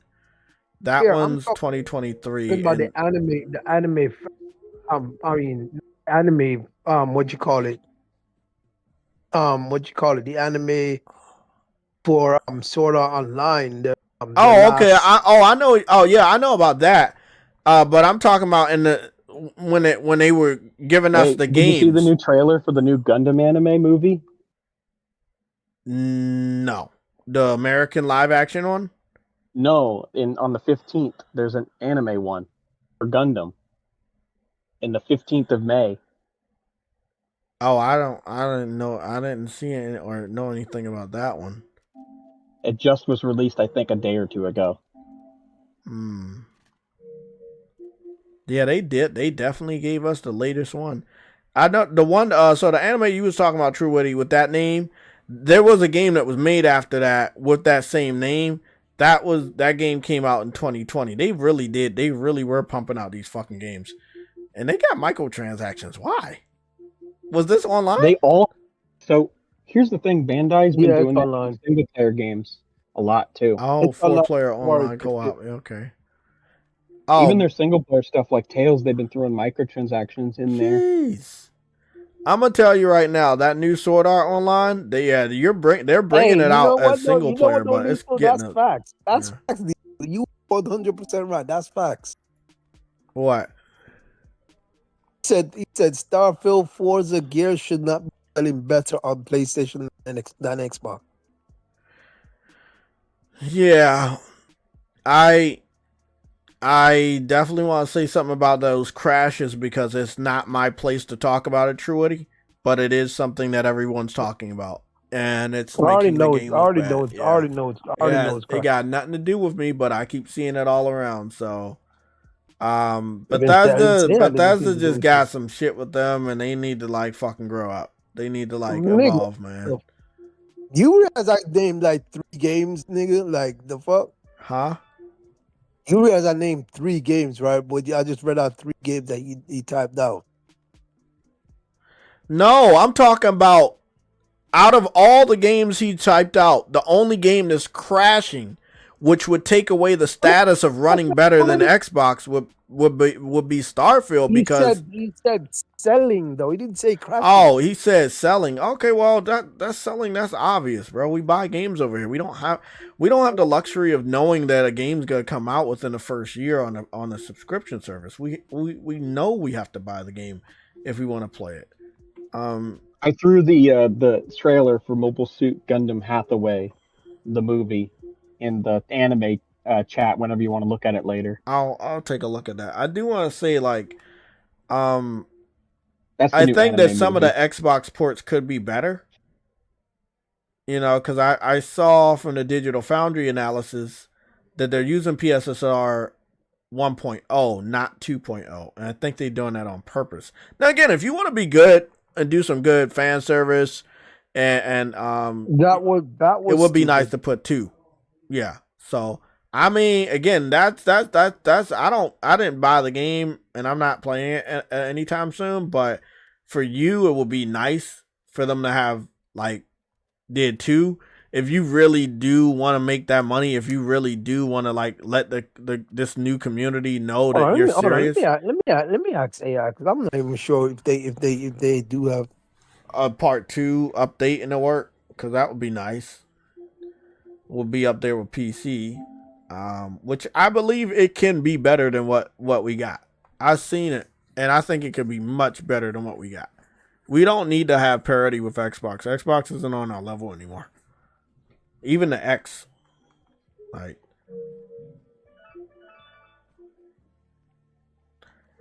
Okay, so yeah, this right here, this looks like new PlayStation. This looks like new management, like strategically putting games on Plus that are gonna make you the focal point of the next installments of these games. This right here is probably one of the best marketing. If you don't see it, that's cool. But putting the first Lords of the Fallen there, sequels coming out this year. Putting the classic Lara Croft Tomb Raider games in there, the newest one coming out. Putting the last Sword Art Online game, okay, the new game's coming out this July. Like, that's smart, bro. That's smart. Game Pass, the thing I hate about Game Pass, and I don't hate it, that's a strong word, but the thing I don't understand about Game Pass is that they just randomly put junk on there. For real, like, they really put junk. If I go into... Oh, I'll tell you about a time they did do the marketing right with Jedi Survivor. They put Jedi Fallen Order for free in January of 2023, basically. For free, basically. It was December or late or early January. It was for free if you claimed it. These are my... And this is what I love about this, because they keep track of all the games I have on Plus. You know how many games they're telling me I have on Plus that I've downloaded and claimed? Just guess. I want you to guess without looking at the screen. Guess. Guess how many games I've claimed from PlayStation Plus. 800, 700. It's not 800, but it's a lot, because I still have 312. I have a cool 50 of them just on PS3. Yeah, I got 312. I'd have to look at mine. I know I've been claiming them for a while. Like, remember when they were giving out those PS2, PS1 games, they kept giving us like Tekken 3, Soul Calibur 3, stuff like that. They're all here. Liza P, all of like, these are all claimed games, bro. Like, I love that PC fans are dumb. I love that they were like, oh, well, you have to include the value of Plus when you factor in the $900 for Pro. No, I don't. And first of all, fuck you, because I didn't get my Pro at $900. I got my Pro traded in, my digital for the Pro with the Power Up Rewards bonus and the promotion that was going on where you got more trade-in credit for trading in your console towards the new console, and I paid $257 in 2024. So I hate when motherfuckers keep talking to me about, oh, you didn't do that. You paid $900. Don't tell me the fuck. You think that everybody that has a Pro decided to get it after the fucking price hike? Like, are they fucking stupid? Look, these are crazy games. Let me just name off some fucking crazy games on here. I didn't claim Lords of the Fallen because I own Lords of the Fallen, but I'll claim it just for the fuck of it. There's no reason to claim it like that. They don't let me close it. They don't let me Claim Lords of the Fallen because you already own it, bro. Yeah, they won't let me claim it. So we got Tomb Raider 1, 2, and 3. That's 3 games in one. That's putting value. The reason why I'm about to go over this is because if you add the price of Plus for a whole year, that's cool. But you also subtract the price of Plus for the whole year because you look at the value you're saving. So you get 3 games in one with Tomb Raider 1, 2, and 3. Now, the price of that game is $30 on its own. Like, bro, it gets crazy. The Sword Art Online game, that's $60. That already gets rid of the entire value of owning Plus for the whole year. It's already gone, bro. Echoes of the End, Ridge Racer, Epic Mickey Rebrush, the remaster version of it, Undisputed, Need for Speed Unbound, regardless of how trash it was. Question. Do you have Plus Premium or Plus Regular? Premium. Essential. Okay, so Premium and Essential, remember, they're 2 separate things. I still got more value. I know. I'm talking about how because Premium's like Game Pass where stuff rotates in and out. Oh, yeah, but yeah. Essential, you keep everything. Are they going to tell me Hold on. Because I had PS4. premium for a while before, but then the moment that they took something out, I was like, "What the hell?" And it's like, "Oh yeah, that's right." So if I premium. look at only the platform by platform, I got 146 PS5 games. I got 234 PS4 games. PS3, I got a shitload of games. Oh wow, I didn't know I had this many.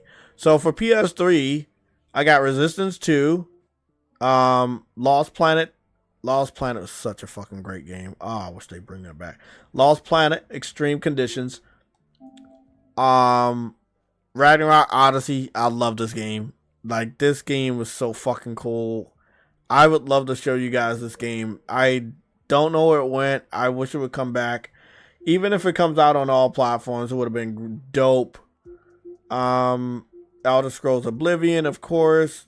Infamous 2, White Knight Chronicles, Saints Row 2, Resistance 3.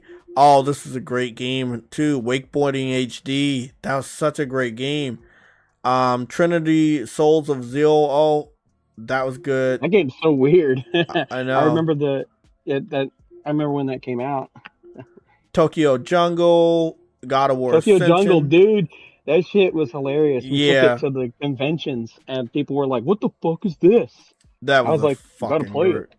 Motorstorm That game's Apocalypse, hilarious. Dead Island 5, Ratchet and Clank Into the Nexus, Street Fighter 2 Turbo HD Remix, Fallout New Vegas, Heavy Fire Afghanistan. I don't know what the fuck that is. Third Strike Street Fighter 3 Online Edition. Star Wars The Force Unleashed. I know we all know about that. Great fucking game. The Ultimate Sith Edition, by the way. We had Force Unleashed over on 360 on my family. And Resistance 2, and then this other JRPG that I remember. It's really crazy, like the value. You just like, I know people talk about Game Pass, but games leave Game Pass way quicker than they leave Plus. And see, if a game leaves, that's the crazy thing. If a game leaves Game Pass, no matter what the tier is, you don't got that shit no more. If the game leaves Plus, you still have the game. If it leaves the higher tier of Plus, like Premium, you still have it. In if Premium, you don't have it. No, Actually. I'm saying if you got the base, if you get the one that's monthly, those monthly games, they never go away. Essential ones don't leave, Yeah. but the Premium ones do. Yeah, And same with the plot. I'm with trying to the- what do see you call it? because I know Undisputed, that's a premium. I can name the ones that are premium, and I can name the ones that are not premium. I know that Lies of P was premium. Yeah, Lies was actually. I know not Sword premium. of the Sea was not premium. But Lies of it's P still was on given there. an essential. I know because I have it. And I Yeah. have essential. Sword of the Sea was not premium, but I don't know when it's gonna. I've had it for a while, and I just haven't had the time to play it. Story of Seasons, A Wonderful Life, that's not premium. Bolt Gun is definitely not. Yeah, Is Bolt Gun. that one's essential? I know because I Yeah. have that one. I got that one too. Yeah. The repack one I just claimed it because Ark Survival. Ark Survival already have was repack. essential because they gave it to us as premium, but then eventually they did put it on essential. FBC Firebreak, that's not premium, or was it? I don't fucking know. I know Sonic Colors was essential because I have it. High on Life was I just- essential. I just don't have premium anymore because I have too much games in general, so I just have the essential. Because if you have too many games like I do in my collection, at this point you just get essential and claim the monthly games. I don't Because know. premium is better if you have a lot less games physically owned or even digitally owned. I don't know when they gave us Hollow Knight or how. Like, I wish I could see which. Oh, true caution, Wolf. It will have a lock on the top right corner if you don't have premium, though. But you do have premium, you won't be able to know. But I do have premium, and there's a couple games. Oh, that have that's locks. right. If the game is taken out, you have a lock. Ah, okay. So that's how I can tell the ones that were not essential. Okay. Like Digimon Survive has a lock on it. I see Okay, it right Ride now on 5 YouTube. has one. Plucky Squire. God damn, I never got around to playing that. Grand Theft Auto San Andreas has a lock on it. Okay. I just gotta see the ones that have a lock on it. Remnant 2 that has a lock on it. Hey, Jean d'Arc. I love that game. Oh, bro, you know about that? I played that shit on PSP back in the day. Loved it. Who do you think you're talking to? I'm the guy. I've been talking about that for years. I hate that. I'm the level 5 guy. Oh yeah, that's right. That was level 5. What I hate about this, some of the games they gave us back for PSP, they did not bother to give us any trophies. That's the only thing that I wanted. Like, they already look good. Even by today's standard, they look really fucking good. But the fact that they did not give us no fucking trophy Now, support. I gotta ask you one question. Which path did you choose? Did you get Claire or Rose when you played Jean d'Arc? I'm gonna be honest, man. I probably don't even remember. I'm not So even the gonna whip lie. user. The whip user was Rose, and Claire was the magician girl. I love Claire. I probably got the whip. Yeah. Yeah, you probably got Rose. Yeah, I probably got Rose. Yeah, I just know when I was playing this on PSP, I just like, because my brother was playing PS2 games at the time, and we got this. I was like, oh my god, this is so dope. It's similar, in visual quality and stuff. It was so dope though. The story was great. I love the anime stuff. It was so fucking dope. Like, man, PSP was trying his little heart out, bro. Those developers were really just pumping those games in, man. Oh damn, Tales of Symphonia was that wasn't essential. That's locked. Damn, Secret of Mana is locked too. God damn. It's a lot of games that are on here that I just didn't get around to play.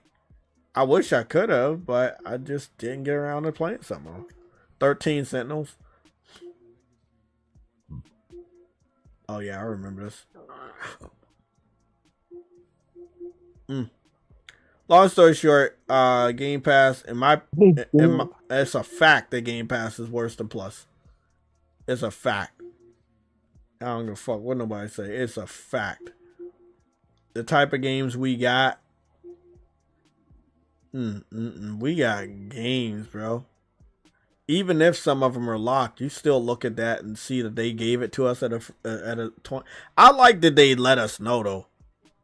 Like, that some of them are locked.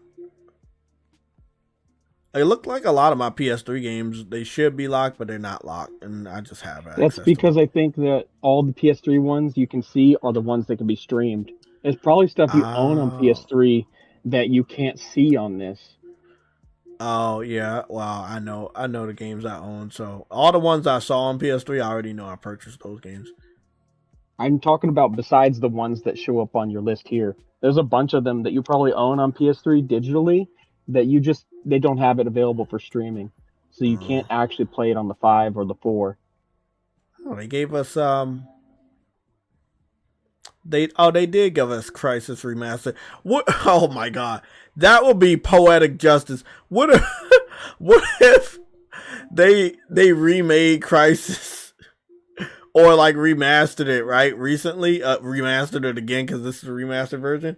What if they remastered this game right and it had PSSR 2.0 support, like PC? This bro. If you don't know, PC fans used to use this game religiously. Crisis. It was a meme. Yes, they religiously used that game. That shit was crazy, bro. They were like, that bro, every time, like, they was like, well, I bet you can't do Crisis. You don't get anything. Bro, I know. Remember. Do you remember when Crisis got announced for consoles? And PC fans were just like dumbfounded. Had the PC for it back in the day. I would go over to his house just to see what it was like, and I'm like, oh, this is crazy. It's like, yeah, because the PC he had was his dad's PC because he didn't have the money for that shit. PC even back then was still expensive. It's crazy because don't let anyone tell you something different. I wouldn't even play Crisis right now, and the only reason why is because this is the remaster for PS4, so PS5 tech wasn't even really enhancing that much. But it would be funny though if they made a PS5 version. That would be like really fucking funny. I would find Yeah, that the shit game would need to have hilarious. some code overhaul because the game was designed for a single core. Yeah, that would be fucking hilarious. Yeah, that shit was funny, bro. Like, oh, the PC Master Bait community, such a funny little group of fanboys. Well, let's head on in it. Let's get locked in. So, first of all, let's talk a little bit about Cyberpunk. I can show off Cyberpunk. It won't have HDR. It will have ray tracing. It will have 60 frames. I will be able to see it in 4K. You won't because I'm streaming at 1080p 60. But I'm gonna go take a look at one of my new videos of the videos that I've posted. To show off the ray tracing. Then I'm gonna go into the game myself so you guys believe me. Because the weirdest thing, this whole phobia of me having like people not believing me, I know where it comes from. It's these guys, the haters. They don't believe shit. You can show them everything right then and there and they still won't believe it. Like the fact that the PC community, and this is before I got wind of it, I just want to let y'all know, before I got wind of it,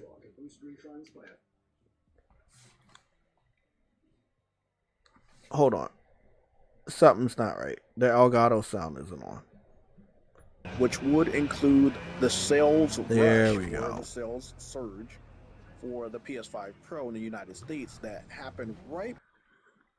So I'm gonna mute that again. Play the video. So the video's up. It's about 14 minutes long, right? Like 14 minutes and 17 seconds long. You guys can watch it whenever you want. It's a great video. I was able to think and talk to you guys and tell you everything, every little thing that they were bitching about online.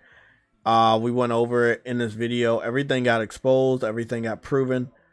The thing with the PC community is when you prove them wrong on one thing, they will jump to something else. I've witnessed it over the last 3 to 4 days.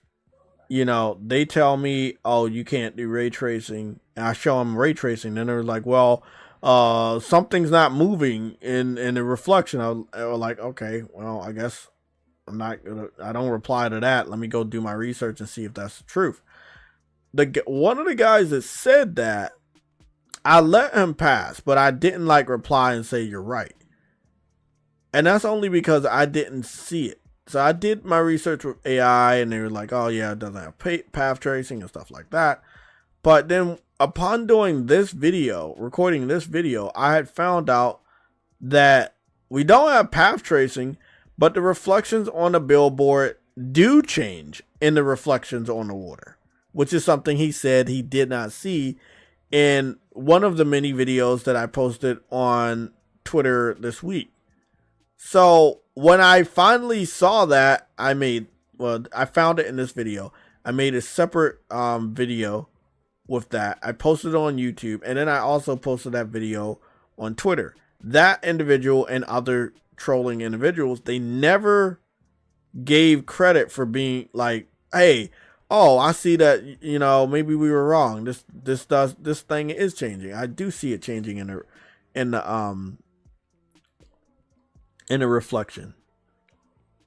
Actually, there was like some billboards that I was looking at on the right hand side when I turned to the right that were completely different because the time of day was different, and when it was getting later, they changed the billboard to something completely different. And I only noticed that after recording this video. Like that blue billboard right there is going to change to something that's more silver and white instead of the blue and white. Again, what we're talking about here is PC fans thinking that ray tracing is something that only PC can do.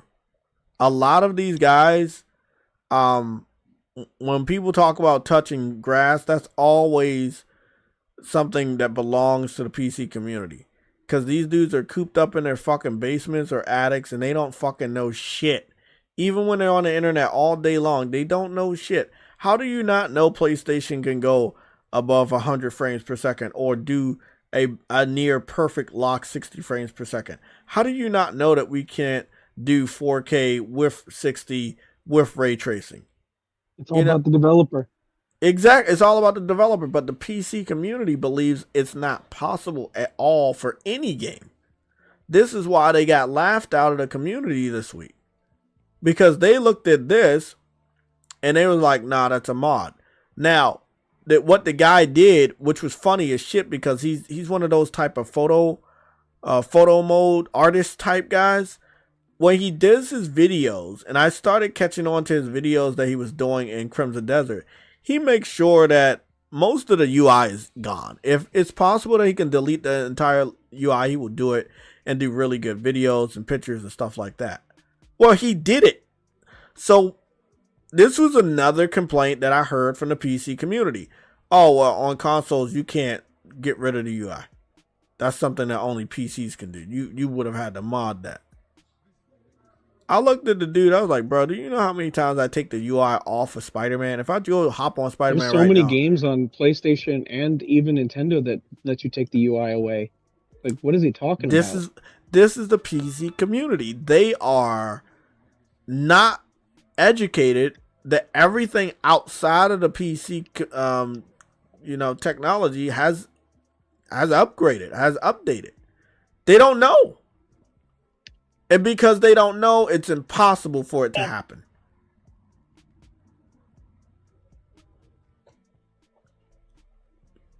Look,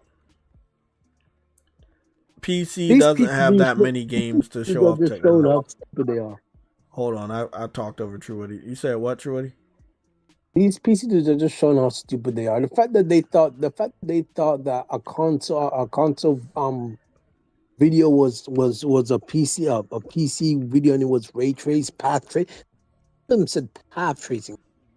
Tracing ain't even on console. The fact that you thought path tracing what you saw was path tracing on the PlayStation 5 video. That you don't even know what path tracing is, or even ray tracing is for that matter. Thought one thing was the other, and then because of that you thought it was on. The marriage you're saying that you thought it was path tracing, but you don't even know what path tracing is. Like, these niggas are stupid, bro. These niggas are retarded. Can't use the R word. Oh, my bad. These dudes are as much as I would as much as I don't have a problem with it. They're special. These people are intellectually unaware. They're special in the worst way possible. I just don't understand how you could claim yourself to be PC niggas. I took PC the UI people. off. He's about to kill me. Yeah, he's killed me. It took the UI off. That is why you don't always take the UI off. What the fuck? Oh, okay, I got you that time. So this is one of my favorite looking games I've ever played, and this is Dead Island. Dead Island 2 to be exact. Oh fuck, bitch. So in Dead Island 2, it's using Unreal Engine. Is it 5 or 4? Unreal Engine 5. No, is 4. It 5? Is it 4? It's 4? Yeah, it's 4. It's 4? Okay. We'll figure it out. But it's using an Unreal Engine engine. I think it's 5 or 4. Oh, black dude's back.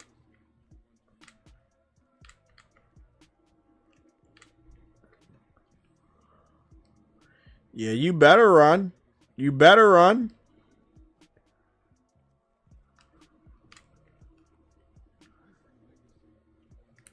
So it's still one of my favorite games to play. The 60 frames is really good.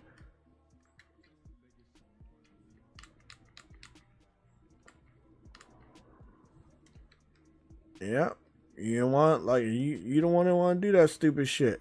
Still trying to come at me, bro. You really gotta watch your back on this fucking game, bro. If you don't, if you don't, they be sneaking up on you. Fuck.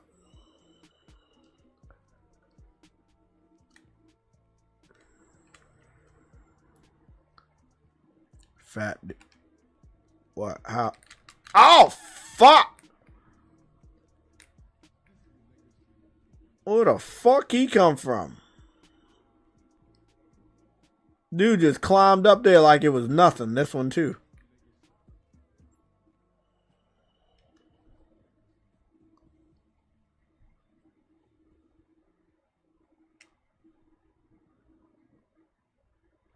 Yeah, well, long story short, this is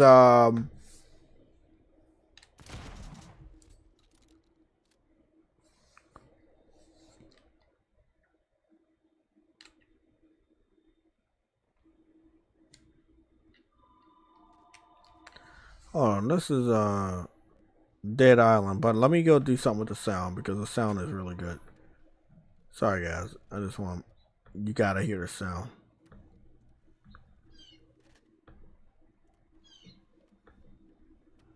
Okay, there we go. Okay, that's good. Stupid bird, shut the fuck up.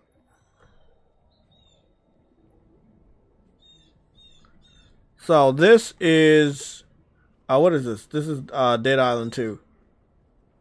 And it's still one of my favorite and best looking games I've ever seen. We're gonna try to go ahead to the water. I think it's over this way. So we're gonna have to go through the beach. But I want to just go do a double check of what engine the game's running on because it irks me that I don't remember.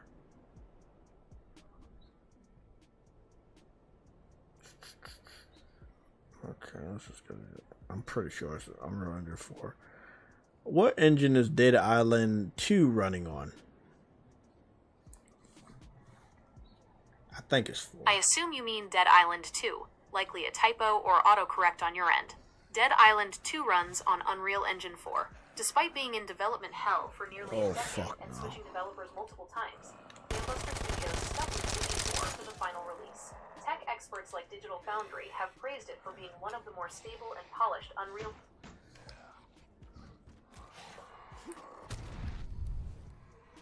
Yeah, you can go fuck yourself on that.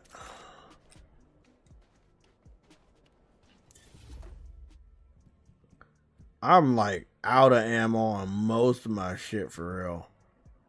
I keep the shotty on me. Okay, I'm just gonna go hike across this beach and go see what I can go see when it comes to the water. I still think it's gonna look good because it's in 60 frames and PS5 Pro is doing what it's doing, even with the Elgato hooked on and no VRR support for this. It still looks great.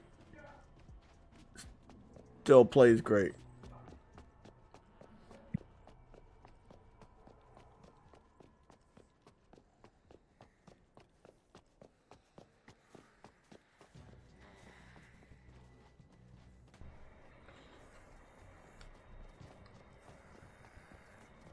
Glad I don't got no stamina limit.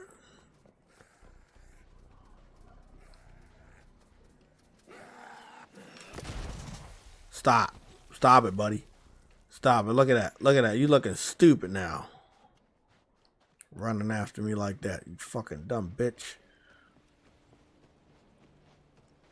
It's crazy when we talk about good looking games, we don't talk enough about Dead Island 2. Water looks pretty good. It's a little murky. It's not like the best. I've seen better.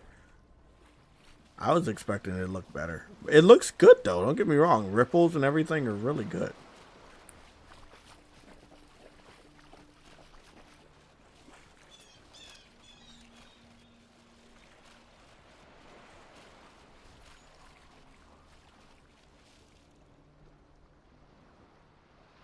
Again, the game doesn't have ray tracing, but the 60 frames and again, Unreal Engine 4 looking as good as it looks, man, it's just like you kind of wish it did have ray tracing. Obviously, I think PlayStation 5 would have been able to handle it, especially PS5 Pro. But this is one of my favorite looking games. You know, there's a lot of other ones. I'm just gonna go to a video that I had captured so we can talk over that, because there was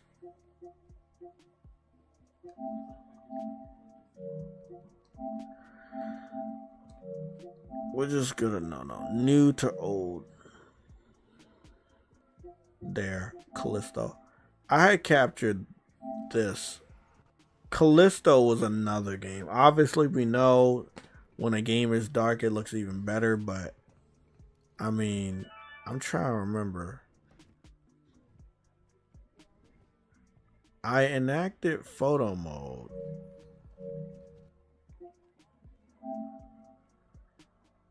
Oh, yeah. This one is 4K, like native. These are the ones that they're like, oh, you gotta stop everything to look at this one because it's so high quality.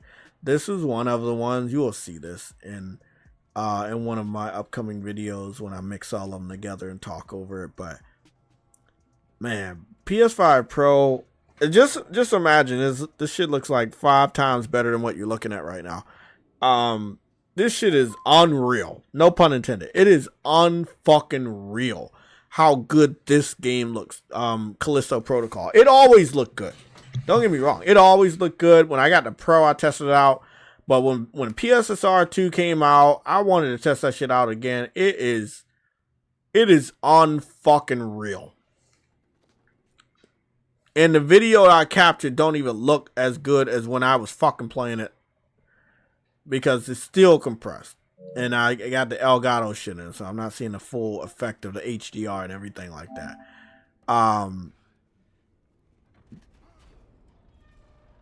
Jump scare. No jump scare? Okay. This is fucking dope. I'm telling you, man, like, I got a lot of footage here. I got a whole folder dedicated to PSSR 2 games. I've tested out a lot of games that you haven't seen me test out. Obviously, I hopped back on Watch Dogs 2. And although Watch Dogs 2 is not in 60 frames, I wish it was. I wish it had an option for it. It looks great. It's a really great looking game. It still looks great. It's still one of my favorite Grand Theft Auto alternative games after Part 5 came out. Yeah, Pro really fucking Pro can do it, bro. Like, for real, Pro can do it. Hey, I know that people desperately want to, like, discredit Pro, and they have been doing so for the last 2 years, but we're at a point right now that you look real silly when you try to. Like, you just look crazy.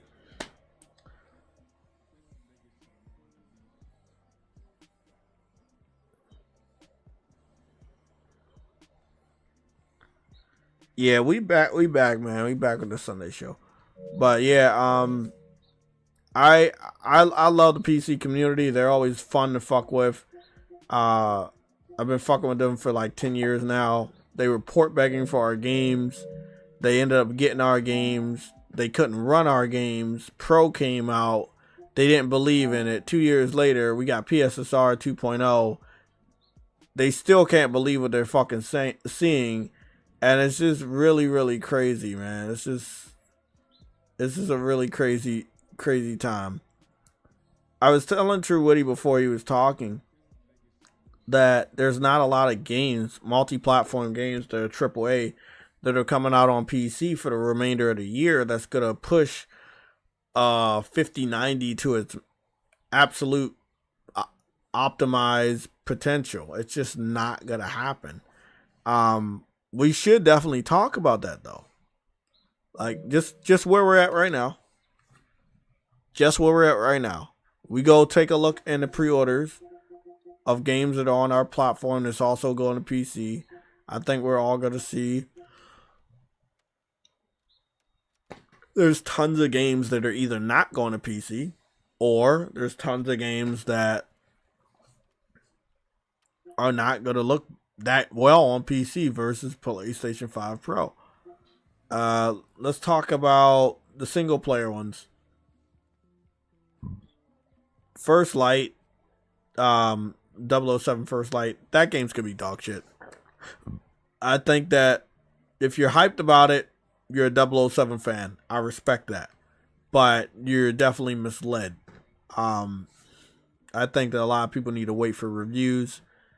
And I think that a lot of people are fiending for any adventure for 007 because we haven't had one in such a long time that they're going to pick this game up and think that they're going to get something to hold them over. And in reality, they're going to be disgusted, highly disgusted. Pragmata, I think that when it comes to Capcom, they're just doing everything this year. They're doing such a great job.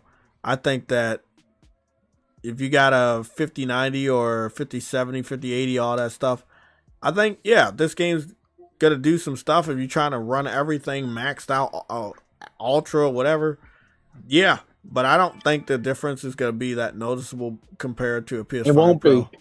Hell, Yeah. the game runs on a Switch too, so what does that tell you? Exactly. Not saying anything about Invincible, but I'm going to go in the training lab if it's still open. Lego Batman, it's not really pushing the limits. Soros is not on PC, and that's an Unreal Engine 5 game. That's funny. Diablo, what is it? Add-on pack, whatever. Yeah, that's not doing anything. NTE, Neverless to Everless. This is another one of those anime Grand Theft Auto games, aren't they? Yeah, it is.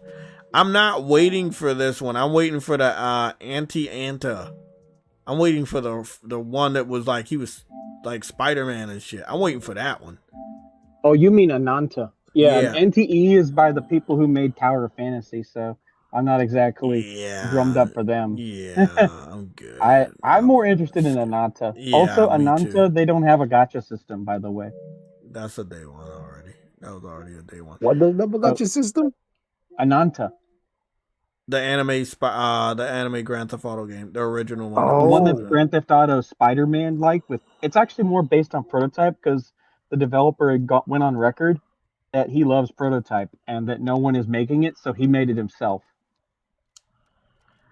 Oh, interesting. I think Directive 8020. Wait, did you say it's not a gacha? So what is it now? Is it free I don't to play? know. It's probably going to be free to play with cosmetics sold to you. I bet you that's what's going to happen. Oh, I mean, I'll take that over having to buy every character or gamble for every character like the rest of these guys. I hate that. Yeah. That shit's annoying. I'm telling you this from playing it. And this is a guy who plays it. It's like, bro. Like, yeah. Wait up. I'd rather they just do Supermassive other Games way. making a new game? Oh, Directive 8020 is that's their game. The fuck are they talking about in the chat? Sounds like transporters.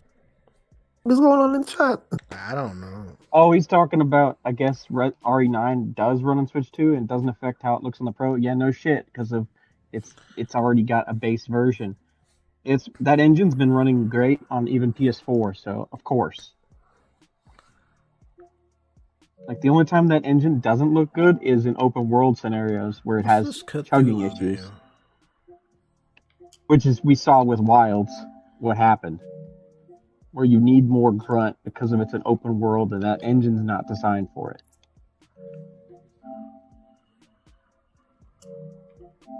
But it's the whatever Reach for the Moon engine or whatever RE engine is called. It's not actually called Resident Evil engine.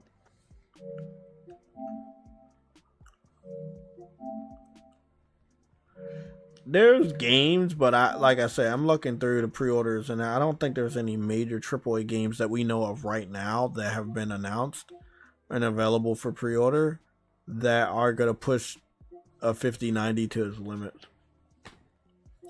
Actually, the pre-order list on PlayStation is very short, so it kind of makes sense that we would get like a new State of Play to replenish the list, because Soros is coming out at the end of the month. And once two editions of that game is taken off of the list, then it's gonna be kind of short. Pragmata comes out on the 17th, which I think is this week, right? God damn. It is this week actually, because the 14th is Tuesday. Bro, Yeah. I don't got 15, nothing against 16. Capcom. As you know, I love Capcom. But wow, why do I feel like there's no fucking marketing or hype around that game? I Like, think they're betting on the demo being the thing that sold the hype of that game. but there was so basically. much that happened between the demo that distracted people. I'm just being 100% Don't know. honest. Maybe they're just betting on that they're on such a roll with Resident Evil and stuff that the positivity from that will carry over. I guess I'm betting that's what they're betting on, is positivity. Hey, the only that's going on that's talking about this shit with PC. Thrash is down. Freaking doing that shit. yeah, I know. I saw that he went live. I don't know if he went live or he made a video. Yeah, he wasn't live. It was a live. 20 minutes ago. Yeah. Well, good for him. If I can go over there in the next 2 hours, then I'll go over there. But other than that, we want to finish this one off. So, I wish Pragmata the best. It's a standard $60 game, so they did really good with the pricing on that. Deluxe edition is $70, so I think they're doing good with that. Invincible's doing good. The show is going to carry the game, and the game is going to carry the game, because from what I've seen from the fighting community, the combos are great, and everything like that. There is a problem with rage quitters, but there's always a problem. But I do like that they have a message letting you know. Rage critters are always going to be there. Yes, but it's knowing they're there and handling them from a community standpoint and from a game developer standpoint. So they do let you know that they disconnect. Now, I think that somebody had made a funny little short. You know how when Invincible about to say his name and then they do the title? And somebody made a funny video that was like, it was like that, but it was like rage quit. So like when like the person rage quit and they just show that screen with the music. And I thought it was funny. Everybody thinks it's funny. And I think it would be dope for them to add that in. There's obviously going to be a lot of rage quitters. And they should be reminded, or you should be reminded, especially if you're airing it live, that you're fighting somebody, that they rage quit. It should make a big deal and make them feel ashamed. I hate rage quitters, man. We got the Marvel token game, but that's not until August, so we don't got nothing to worry about with that. I mean, if we're just looking at the games, when is 007? 007 is at the end of May.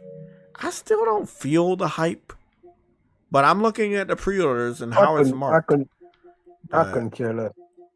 Yeah, but it's high on the pre-orders. And I'm not saying that because like it's good, but it's literally people are pre-ordering it, and I don't get it. Oh, it's 007. It's 007. May not be good, but it's 007. You got also take into consideration this. A lot of people that like freaking Hitman. So like the fact that they like Hitman, they're going like this a bit more expensive than Hitman. I'll say one thing. I only have one friend on my friends list that pre-ordered this game. That is what they're telling me. I don't have any. I don't think I'm wrong on this. I think the game's gonna be dog shit, and I think that a lot of real gamers know it. I just think that there's a ton of casual gamers that have no idea how to analyze a trailer and know that I should stay away from this. They get better at it, but I'm not one to tell you how to lose your money.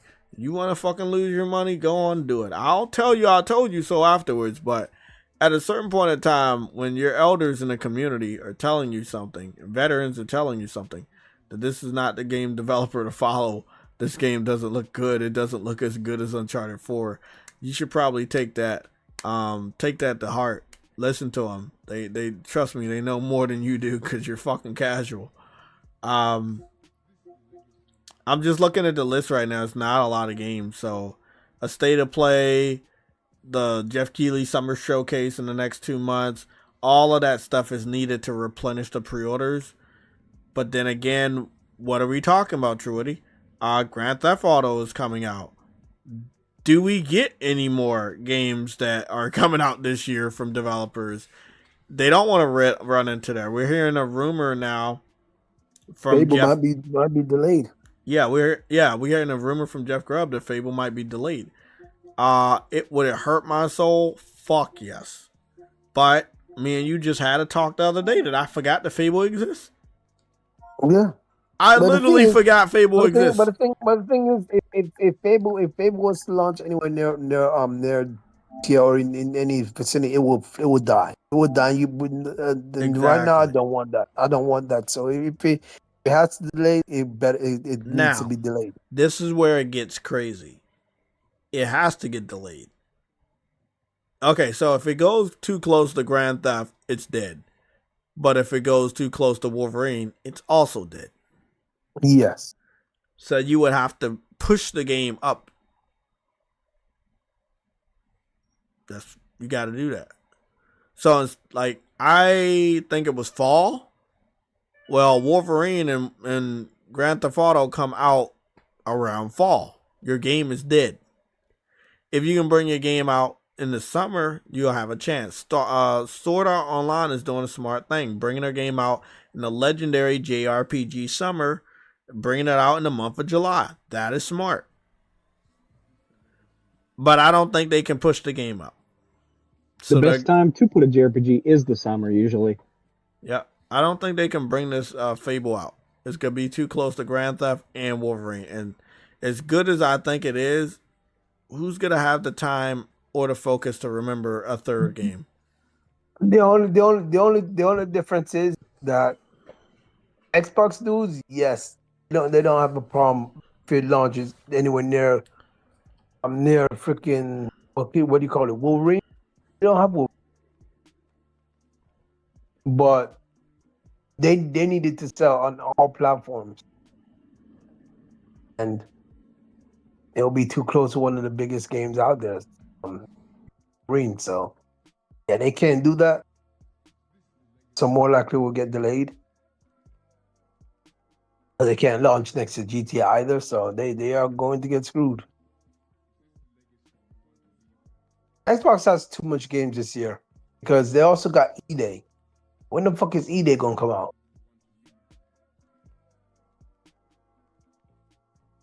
And they also got a new Halo as well. Yeah, I was wondering about that. Like, they haven't given any information on when that new Halo is coming out, but we've heard this week alone that they may have some developmental problems with the studio. That developer always has development problems. The team is 343 is always gonna have development problems. Yeah, but like the Prime, that problem from the rumors are saying that it also may have the game delayed indefinitely because of those problems. So if I'm gonna say this by the showcase, don't say it's launching in a couple of weeks, or like a month or so for these two games, then yeah, just I'm looking at it like this. They losing a lot of money because they're not making passive money off of third party, because PlayStation's the leader. You know, they're the market leader. They're making all the money from third party releases.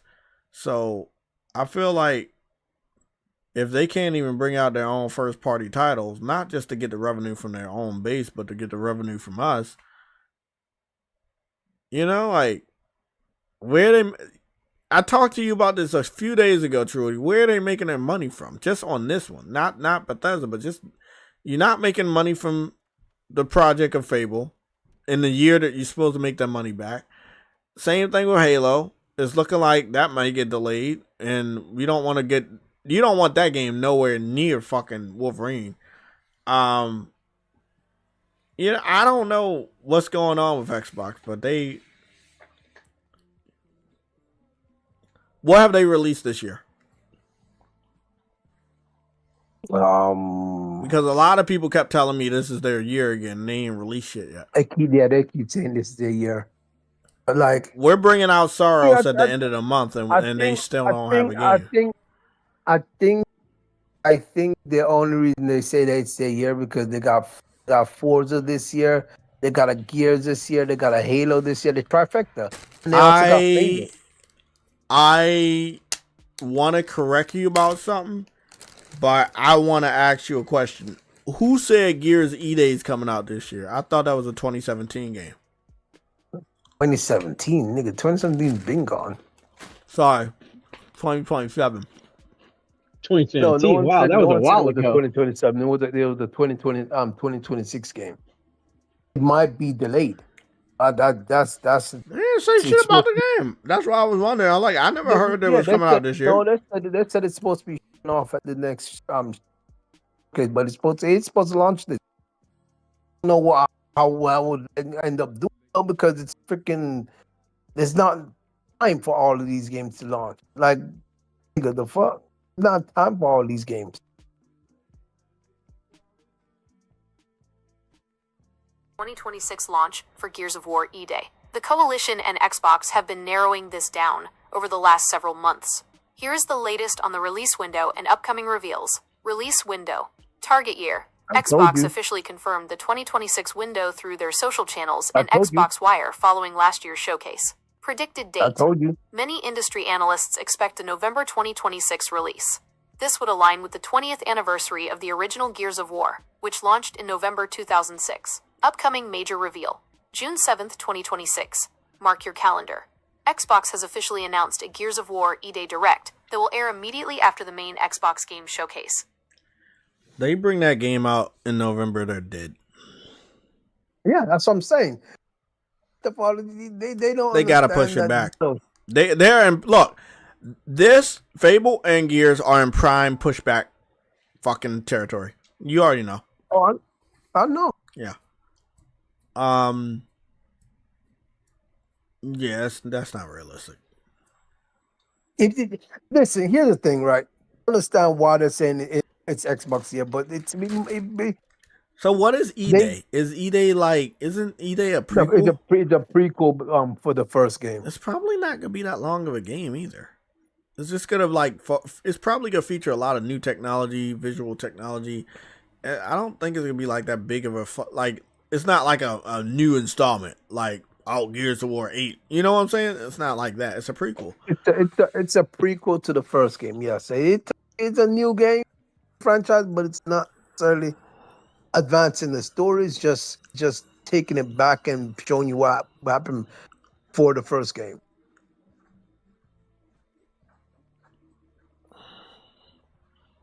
If they give a prequel price of $40, they can move some shit. But still, that's still pushing it next to Grand Theft. Grand Theft hype, once realized and pre-orders go out, could be so strong that even the biggest franchises are ignored by everyone because of it.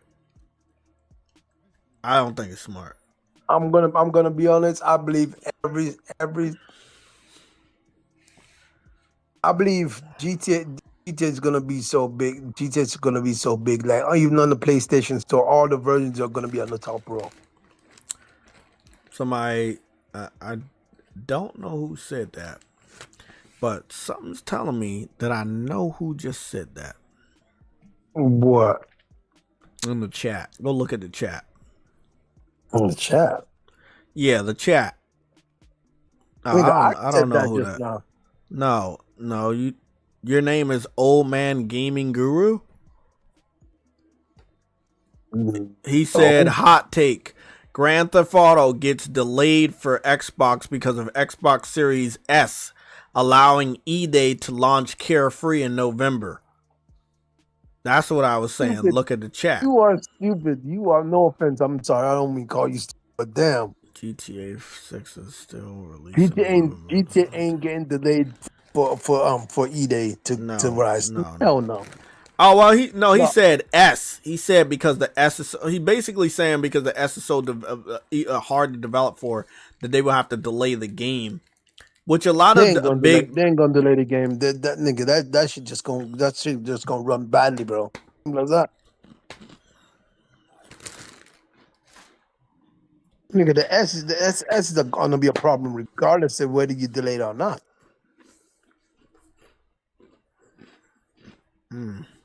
Game Pass.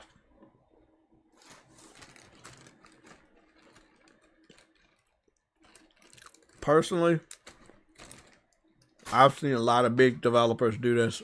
We have seen a lot of big developers do it. I wouldn't be surprised. I would love it though. It'd be the funniest thing. Basically give PlayStation premature timed exclusivity. Like, that shit would be fucking hilarious. Again, you already know what Rockstar really wants. Rockstar really wants their game to launch when one of these systems have 100 million consoles sold.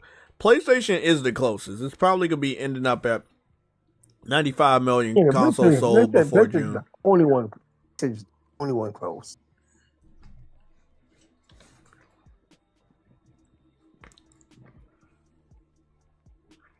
Are you excited about Forza Horizon 6 on PS3?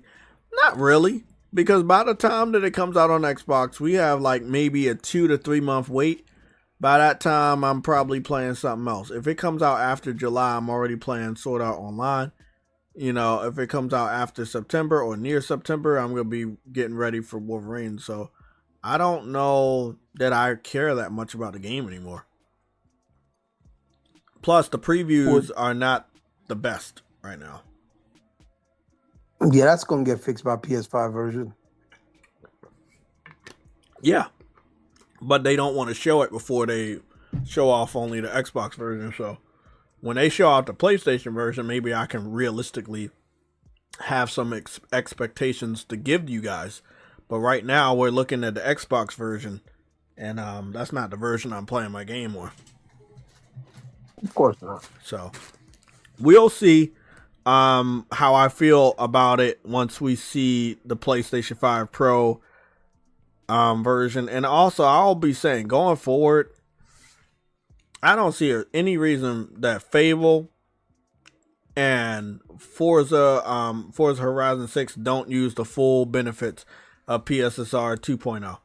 Because the fact that whether the crashing is just a hallmark of fucking Bethesda, the fact that they couldn't get some better things going on for Starfield with PS5 Pro, PS5 Pro PSSR 2.0 is like, it's like you purposely not doing it. And I know you have a reason not to, but you want to make that money, you should do it. I asked AI, why did they use PSSR 1 before and not PSSR 2? And they said that most likely what happened, the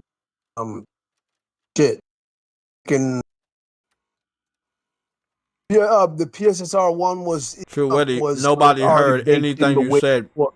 You what? You was blanking out, bro. I was blanking. Oh, fuck. You're saying some important stuff, but you was blanking out. I didn't even hear you. Okay, so I asked AI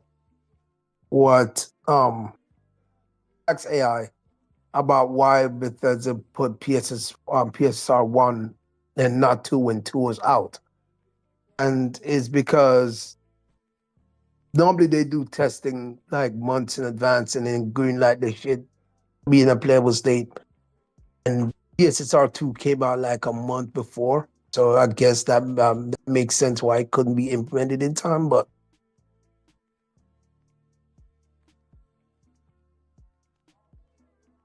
it ain't difficult to go and flip the switch, because it's just something that makes stuff work better. Yeah, but Bethesda's it's a choice. Yeah, but it's also a look. We got developers underneath their level of expertise, and they fucking made it work. So I feel like it's slow as fuck. Listen, I agree, but this isn't the only Xbox game that came over that still has not got improvements for PSSR 2.0. None of them have gotten updates. Nigga, to be quite fair, we haven't gotten any game since PSSR 2 came out. I'm not okay. None of them that decide to upgrade. What I'm saying, Truity, listen. I did not say what you just thought that I said. I said The games we currently have not been updated for PSSR 2.0.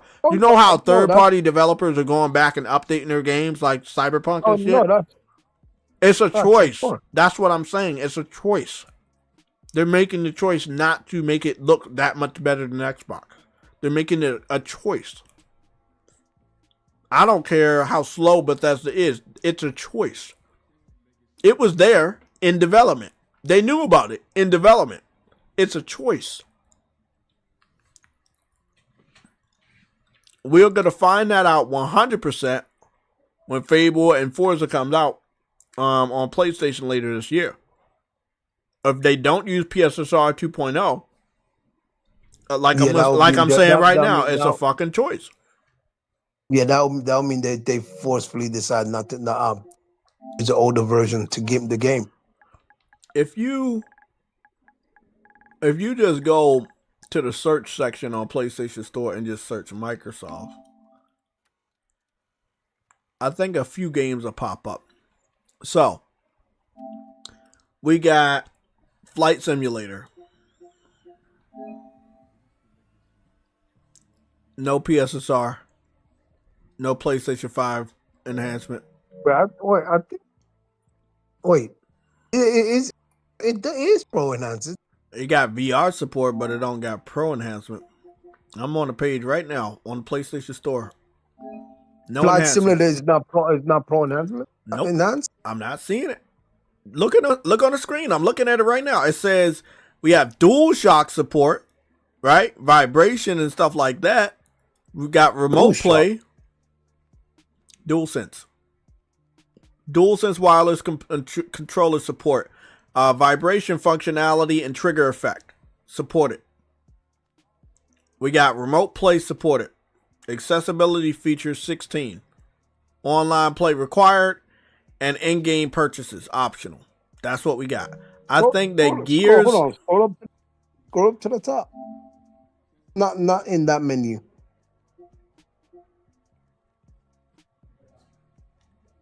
Maybe I'm behind. You got a PlayStation 5. You can go look at it yourself if you don't believe. It's not on here. I didn't say nothing about believing, bro. God. Where? Oh, True, because you told me to scroll up to the top. You told me to scroll up on the top. There's nothing at the top.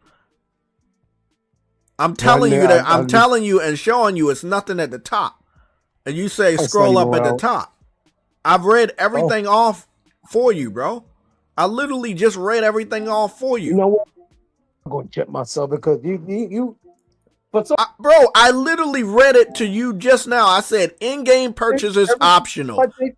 Every single time I see online play required. What you saying, bro? Listen, online play required. Vibration functionality and trigger effect supported. DualSense wireless controller. Remote play supported. Accessibility feature 16. It's not an argument. It's just I'm telling you the facts. You told me to scroll up. How the fuck do you scroll up when there's nothing else there? There's some. All right, Jay. I want everybody to see this. There's nothing here. And I can't scroll up on this specific page. If I scroll up on the page, all they're telling me is the standard stuff. Microsoft Flight Simulator 2024. You're going to see the same thing when you look through it. PS5 Standard Edition. 3.67 stars out of 7,000 people that voted. 8 of my friends played it. $69.99 price point, and that's it. Then you go to the corner. That's where you got the compatibility notices. Same thing I just read.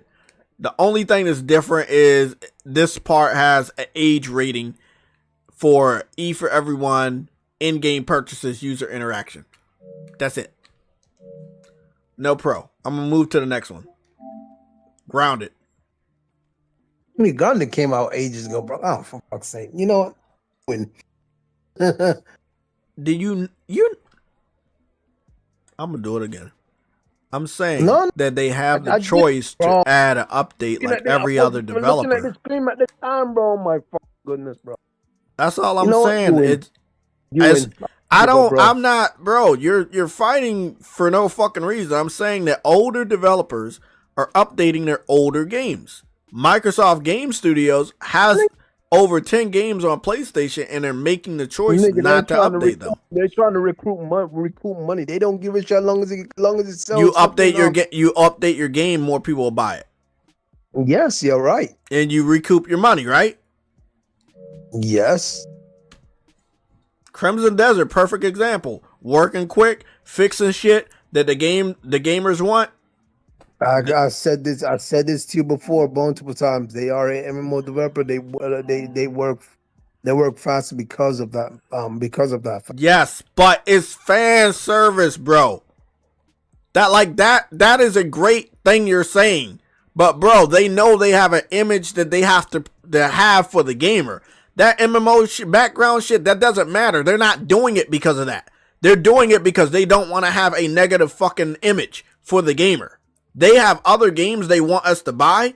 They want us to trust them. Fuck the journalists. Fuck the reviews. They want us, the gamers that are already playing the game and showing off the game, to know that we can trust them as a developer. There is a direct connection that we have to them. We don't have to look at a journalist's reviews at all. We see how they're working to make us happy. We will buy their next game.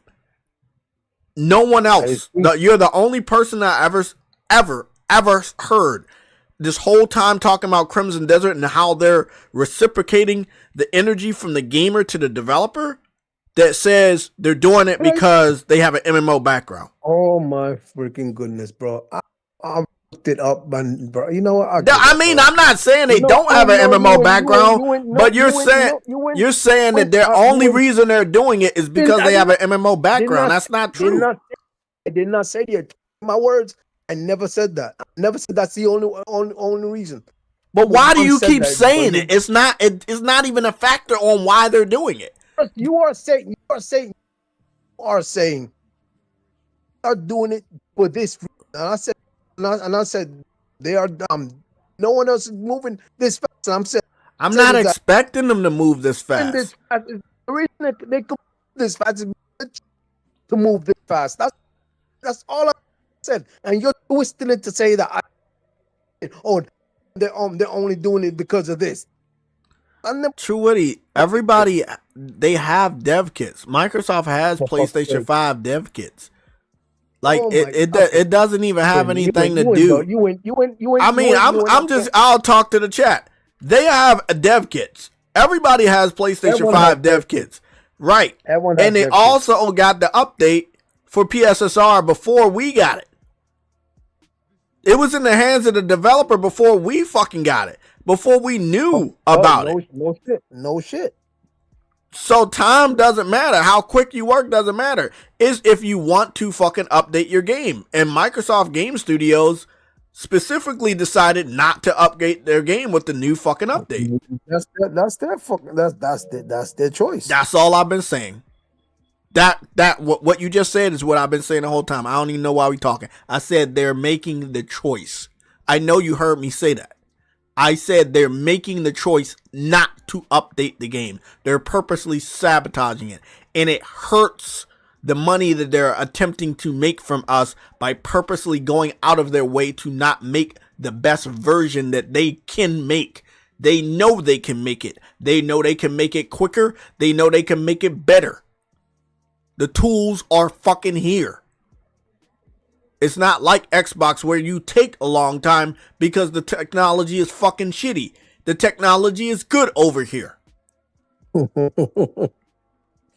So, hey, man, if they don't want to make good money, that's cool. I'm not here to fucking tell you to do it. I'm just pointing out that it's pretty obvious that we got other developers like CD Projekt Red that said they weren't even going to fucking give us another update for consoles. And then they turned around because it was so fucking easy to unlock some shit. They said, "Oh, let's do it." Yeah, they CD Projekt Red did say they weren't going to give us another exactly. Cyberpunk, and they gave it to us. And they made what? They made time. These niggas is working on 2 other projects for some reason, PlayStation is so easy to develop for, and the PSSR 2.0 is so fucking quick to use that they were able to do shit that PC fans are right now freaking out about and believing there's a fucking PC mod. Nigga, they thought it was Patrice. That's what's funny to me. All I'm saying, man, I think the only game that has a pro enhancement logo, I think, is Gears of War. If it doesn't, then it's alright. But I think Gears is the only one I think I remember having one. It does. It does. Yeah. Pro enhanced, yeah. Because it has 100 frames, 120 frames per second mode. That's the only one. That's the only one I know. I don't know about Sea of Thieves. Sea of Thieves, I don't think. No. And by the way, no, Gears would have just been Gears would have just been like PSSR 2.1. I mean, sorry, 1.0. It wouldn't have been. It would have been. It wouldn't have been 2.0 because they. Then again, Gears of War doesn't exactly. It's so old. It wouldn't really be an improvement much. Yeah. I mean the 1.0 is improvement enough. 4K 120. That's good. Keep this as a wallpaper. That's dope. I'm still waiting on that Sea of Remnants. Hopefully it comes out this year. A lot of developers waiting around on that shit, and I really wish they wouldn't. But bring your fucking game out. I think Gears is the only one that has an enhancement logo for the first PSSR. I think everybody else just doesn't have any notification. They have DualSense support, but that's as much as they're gonna go with that. Now, obviously, I want them to use it for obvious reasons, to piss off the Xbox fans, but also to show what PlayStation 5 can do. What we just witnessed when it came to Cyberpunk is that any game can be unlocked and that they've all been limited. And one of the things that scared PC fans is they didn't know that a developer could unlock their game on console. And it's a fucking scary thing because they don't want, you get what I'm saying? Some games could give us better resolution and better performance than that game. And they don't want that. That's why they were so fucking flustered this week. I know. So, I think the Xbox fans will be in the same boat. What is that game called? It's called TOURYST. The one little indie game that was 8K at 30 frames per second. Oh yeah, TOURYST. That was 8K. Yeah. It's called The TOURYST. What? Just TOURYST. I think there's. Is it the same? Even if it was 8K, like it's not the right spelling. Have an 8K. You don't have an 8K TV for just that, nigga. Nah, there's Gran Turismo has 8K support too. Okay. The TOURYST, that being the only 8K thing besides the other thing, that's so funny. Yeah, when it first came out, it was like that. I'm either spelling it wrong or I'm calling it the wrong game because I'm not seeing it. The TOURYST, you're going on a tour. Oh, there it is. Oh, it's TOURYST with a Y. That's why. Yeah, that's why. I will be adding that to the PSSR games.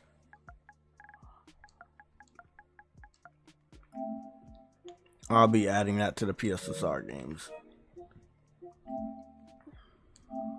Yeah, let me add that to the list.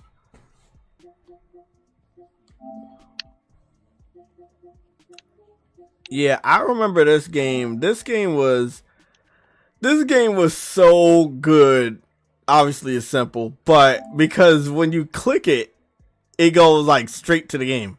It was probably one of the fastest loading games, and it's like this is normal PS5 time. This was before the Pro. I don't think I've played it since then, so it's just gonna be funny. But I'm not playing it in full, full force right now. Look how quick that was. Look at how quick that was. That shit. Bro, I'm already in the game. Well, I mean, my sense at all. Oh, shit. I don't know what the resolution or any of that stuff was, but let's go see what they got. Anti-aliasing on, text speed fast, inverted controls. That's pretty much it. I know it had 8K support, but I don't think I can mess with any of the. Yo, that shit. Yeah, it was fast. I just click on the game, bam, I'm already in.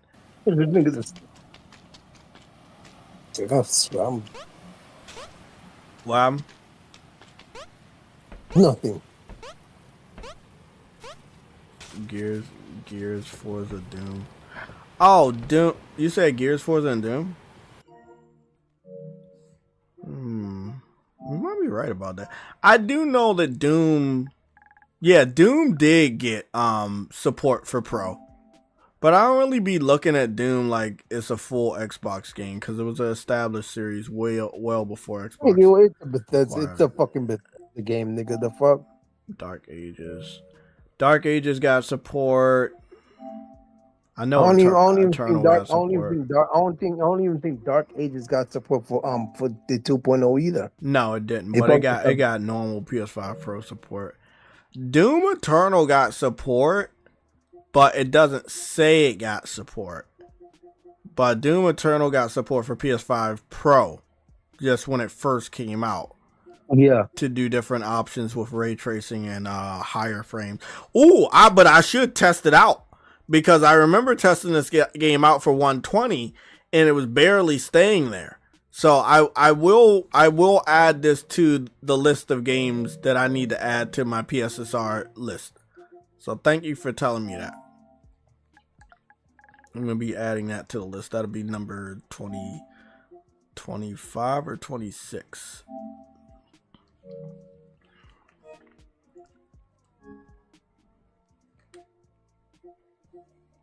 How many games are in the list now? Oh, it's already 25 games. It'll be 26. And then y'all said Forza. I wouldn't touch Forza with a fucking 10-foot pole. That game is woke as shit. And I'm not like it is ultra woke, bro. I was so irritated by that game. If they would have gave us Forza Horizon 4, I would have been good. 5, nah. 6, yeah. Dude, 6 I don't play 5. I have 5. I don't play it. I play 4. Yeah. 4 does not have that. 5. The moment I booted it up, I couldn't believe what I saw. I only picked up 5 because I like Forza and it's the only Forza that came to PlayStation. It's not. Yeah, it's not the best one. I've been buying them physically every single time from Xbox, obviously, and I bought the Steam version, and I'm like, bro, this is not it with 5. You're the one person that's supporting Xbox games. Illegal. Cut it out. What do you mean? I always bought the physical version because they always would take down the old one. Bro, I literally just said you're the only one over there that's actually supporting Xbox. Yeah, because they don't buy games. So you actually buy games. Yeah, exactly. Imagine that. I think we either have a slideshow already for news or we don't. Either way, I have direct feed. Horizon 3 is the best one, but you're not going to get to play it because it's gone. Oh. What? He said Forza Horizon 3 is the best one, but it's gone. They delisted it. And 3 also had, you could, if you own 15, Final Fantasy 15, on the same platform, you got the Regalia in the game. I free. remember that. Yeah, I remember Yeah. that. That was illegal. Yeah, That shit's hilarious. man, that was very illegal. Bro, I'll tell you, Square Enix seems to love supporting They Xbox way more than fucking they do, support. man. They It's also on the PC fucking version do. as well if you have Steam. So I think I have to check it, but but I don't have 3 on Steam because they They took it seem to away. love supporting Microsoft way more than that. I It's think that way on Steam as well.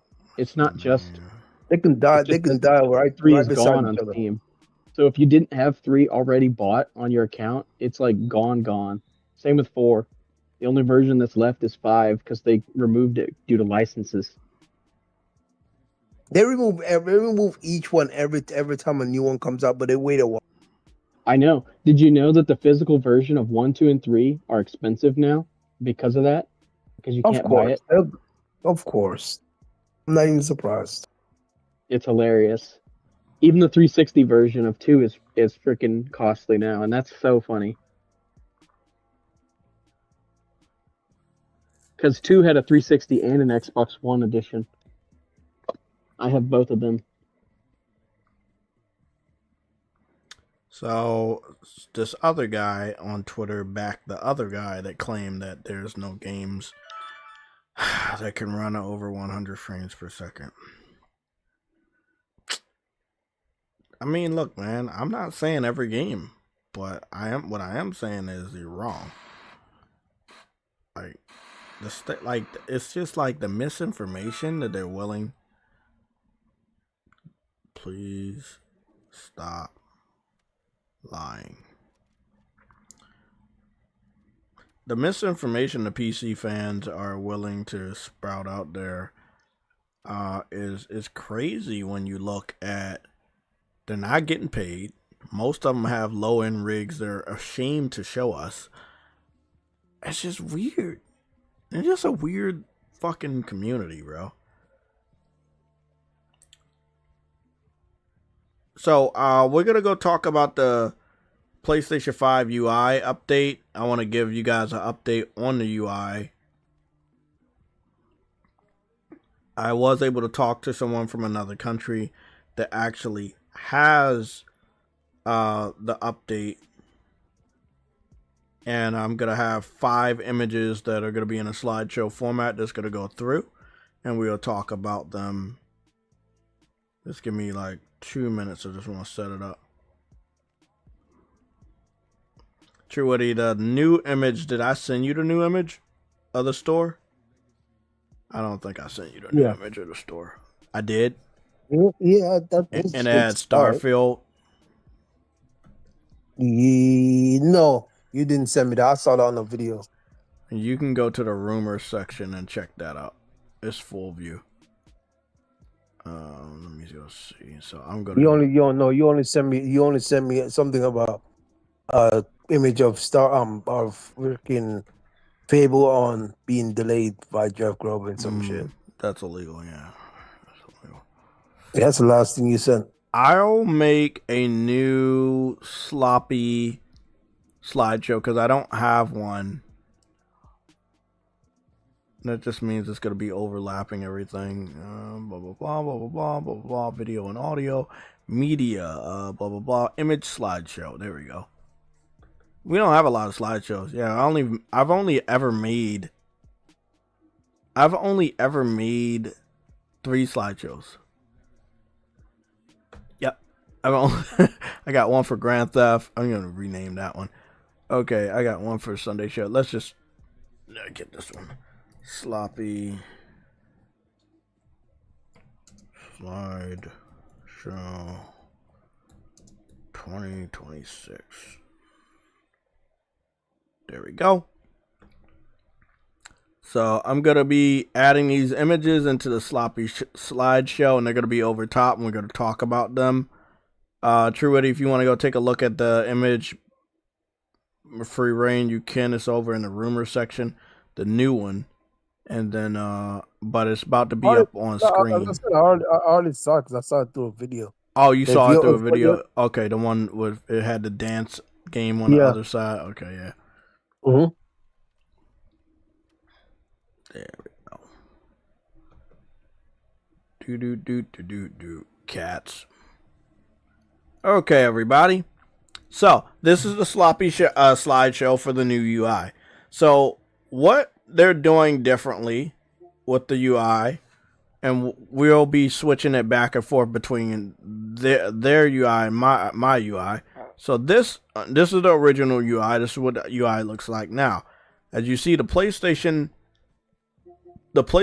Plus section is hanging off here, and then we got PlayStation Store hanging off here.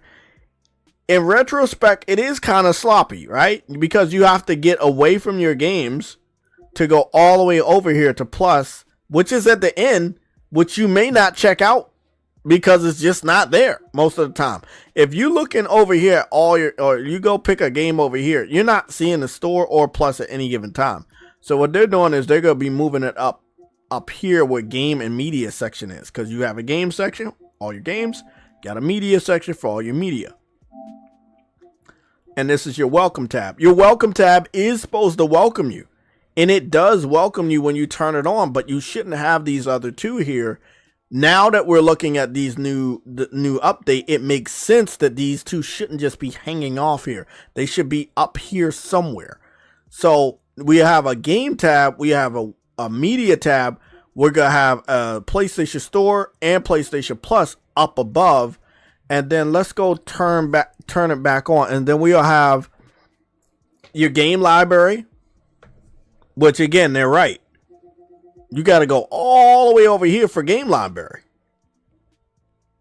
Yeah, exactly. So if you put it up here, that's 3 editions. What's that other one? The game plus game library, and then music and images. So music and images, aka media. So that's it. That's all they're doing is adding 3 of the sections that's on the cross media bar to the upper row to make it easier for you to just get to. I think it's dope. No, it's a much better setup. Yeah, I think it's dope. But the thing is, it's throwing a throwback to PlayStation 3 in a sense, because it's a drop down media. Yeah, it is for the cross media. Yeah, it is. I'm looking at everything else. Everything else is pretty much the same on the right hand corner with the search bar, the settings, and your account and your time. That's normal. I don't think anything's different with the welcome tab section. You get to customize those bars. But what you're seeing right there when it comes to new releases and stuff like that, that looks different. That whole section looks different for the PlayStation Store. It looks like they are revamping the PlayStation Store along with this update. So all we know is, first of all, let me just give a shout out to MBG. MBG unknowingly shared AI images of the UI. This image is real. Okay? And all these images are real because I contacted somebody that had new update, and I asked him, could you share proof? Actually, I did a challenge or PSA on Twitter to ask the entire PlayStation community, if anyone has the update, can you show me stuff? This individual has supplied me with 4 images, just 4 images by himself. The 5th image that we have is not from him. It's from what's been floating around on Twitter. Not a lot of people that have the update know that it's new in other countries. I don't know why they don't know that. Maybe because they just got their PS5. I don't know. It doesn't seem to matter if you're a member of the beta program, because I've been a member of the beta program since they started it. I was getting betas, firmware betas, since before they even started the beta program.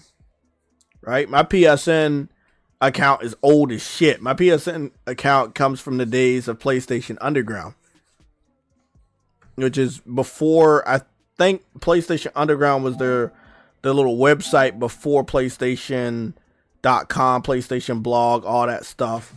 I come from the day of Core. I don't want to sound like cocky, but I do come from the days of Legend.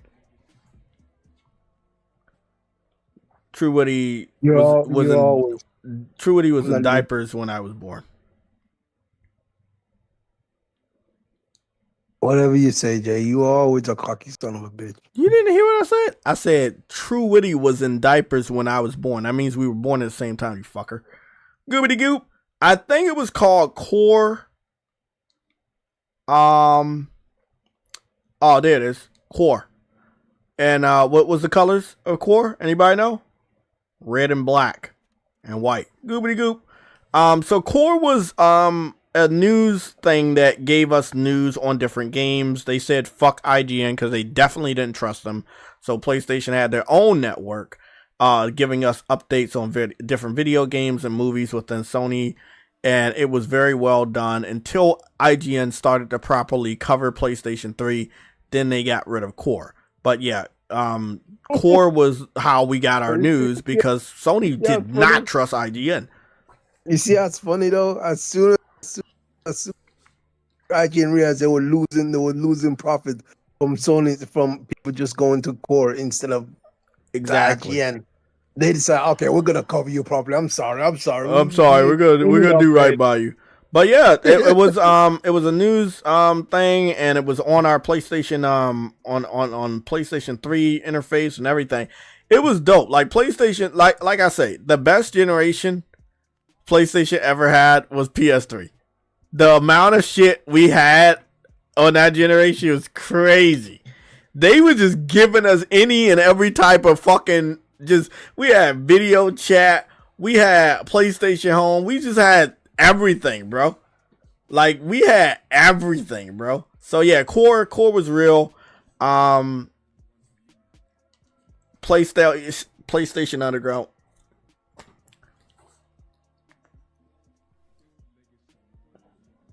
Yeah, here it is right here, PlayStation Underground. So I was a part of PlayStation Underground. This is long time ago. Long time ago. I remember being a part of PlayStation Underground before PS6 had came out. And I had made an account with them, which ended up being... Yeah, before PlayStation 6. Sorry, my fault. Before PlayStation 3. I'm getting my timelines fucked up. I'm like, what? No, yeah, before PS3 came out, I was a part of PlayStation Underground. It kind of makes sense because it looks like PlayStation Underground goes all the way back to PS1. But what was weird about PlayStation Underground, when I signed up for my PSN on PS3, I signed in using my PlayStation Underground. And the username that I had for PlayStation Underground got transferred over. So this account was not made because of the PlayStation Network. It was made on PlayStation Underground. And I just transferred everything over because you could do that. And I was like, dope. I was like, okay, well, that saves me fucking trouble on that. But yeah, this is this is where I come from. I come from this era. And I've been with PlayStation for a very, very long time. Obviously, I've been with Nintendo longer, but that's a story for 8,000 years from now. But yeah, long. Huh? Say something. N64. Yep. I wouldn't say you're longer because nigga, unless you've been to Nintendo, no, I like a longer time ago, but I've been with PlayStation steady for like over 20 years. So like as far as like straight PlayStation, that would be 2005. Yup, when I get the PSP. It's 2020. It's 2026. In my family, we had the PS2. Wait, hold on. You never had the PlayStation 1, Jay? Oh yeah, but I took like after I got the PlayStation 1 and stuff, and I was moving around, I just reverted back to like just handheld. Game Boy Color, Game Boy SP, DS. That was my path. Then I got a GameCube around community college time. I ended up having a Dreamcast. I owned a Dreamcast at the time. After it was discontinued and it was a retro console, it just became a retro console. And I remember on a Yeah, I grew GameCube, up on PS2. I had Wind Waker on the GameCube. I put a lot of hours in Wind Waker and Tales of Symphonia, and I beat that. It's one of my favorite JRPGs that I've ever beaten. Such a great game. I wish that Namco Bandai had the respect for that RPG to remake it and not just give a shitty ass remaster. Those remasters are awful. Yeah. It deserves the best because it was one of the best. 60 on freaking GameCube, but it's 30 on every other platform afterwards. Absolutely fucking ridiculous. Yeah. So yeah, that's where I come from. So when I see all of this stuff of like, even if you go to my channel, right? Just go to my channel. I have a specific playlist. Right. Don't worry, you'll find it. If you go down to playlist, right? I have everything from like the JayTech Foundry, which we're pumping a lot of videos into it. We got YouTube Shorts, we got the new video I just did, we got the other YouTube short I just put out a day ago. Like, we're pumping a lot of videos into the JayTech Foundry. So I just want everybody to know we are doing it. I'm definitely serious about it because Digital Foundry, the only reason why the PC fans didn't know we had ray tracing is because when Digital Foundry and Alex Bugaga, yes, I'm talking about you, bitch. When Alex Bugaga was talking about the reflection, he made it look bad. Come to find out, they didn't have the full version of the update. Yes, this is a fact. They admitted they did not have the real update. They had an early build of the update, but they didn't have the final update. So what we got is better than what they were testing. And I will tell you this right now, and this is a fact. Digital Foundry never went back to test the new update, the final update. Well, of course they won't. Of course they won't. So for like 3-4 days, PlayStation gamers are out in the streets fighting PC fans that are swearing up and down that we don't have ray tracing. But this is what I want to tell you. When I made this video, and big shout out to everybody that supported the video.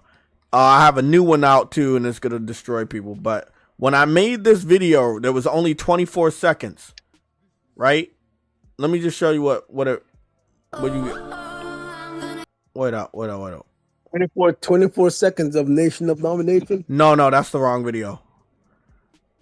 This is the video. The video 1 day ago, the one that was 2 minutes. The 2 minute and 19 second long video. This one right here. This video showing the water ray tracing. This one right here is not the video. Wait up. Where's the oh my god. I know where it's at. I'm looking for another short and I didn't see it.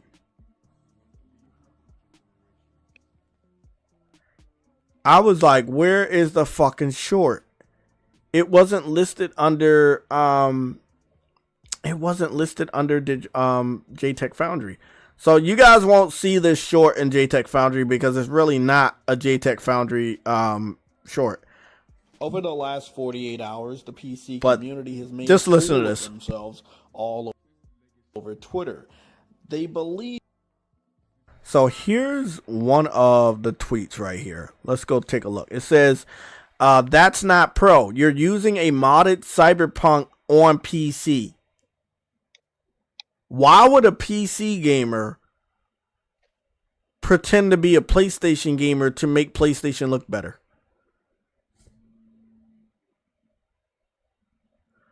Bro, there were so many screenshots I got. Just keep. That PlayStation gamers are using modded Cyberpunk 2077 PC game. This is why I did the ray tracing video that I did, 2 of them. As this guy says, and this was April 8th. He says, "Now give us that water scene from the viral video." So they're admitting that the water scene that got the dude community noted and everybody said it was PC. They are admitting that they still don't believe that other PlayStation gamers can go to that spot and get the same reflections. And of course, I took a screenshot. I sent him the video that I've made, multiple videos of looking at the water with the reflection, and he never replied. I'm going to continue. Gameplay footage in order to show off the true power of the PS5 Pro with PSSR 2.0. Here it is again. It says, this is path tracing from PC. This was the original tweet, by the way. If you want to know what started it all, this was the one. This is the guy. He says, this is path tracing from PC version, not PS5 Pro. PS5 don't support path tracing at all. Then he goes on to say PS5 Pro version looks so bad that they have to use something PC, I forgot, my head's in the way, and instead. So again, PC fans, right? Lower level, obviously, they don't believe PS5 Pro is capable of ray tracing. They call it path tracing. But talking to other high-level PC fans, they say that path tracing is impossible on console. But you had a low-level PC fan claim that not only was it a PC game, the PC version, but they claimed it was path tracing. PlayStation fans never said it was path tracing. It was PC fans that was saying it was path tracing.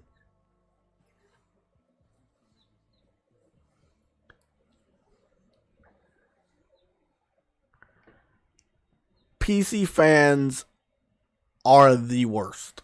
They've always been the worst. This proves that they are the worst. This is the tweet. This is the tweet of all tweets. This is the one that caused PC fans to get their ass handed to them in the console war streets for the better part of a fucking week. Because this idiot right here misjudged what he saw. Or could not believe what he saw.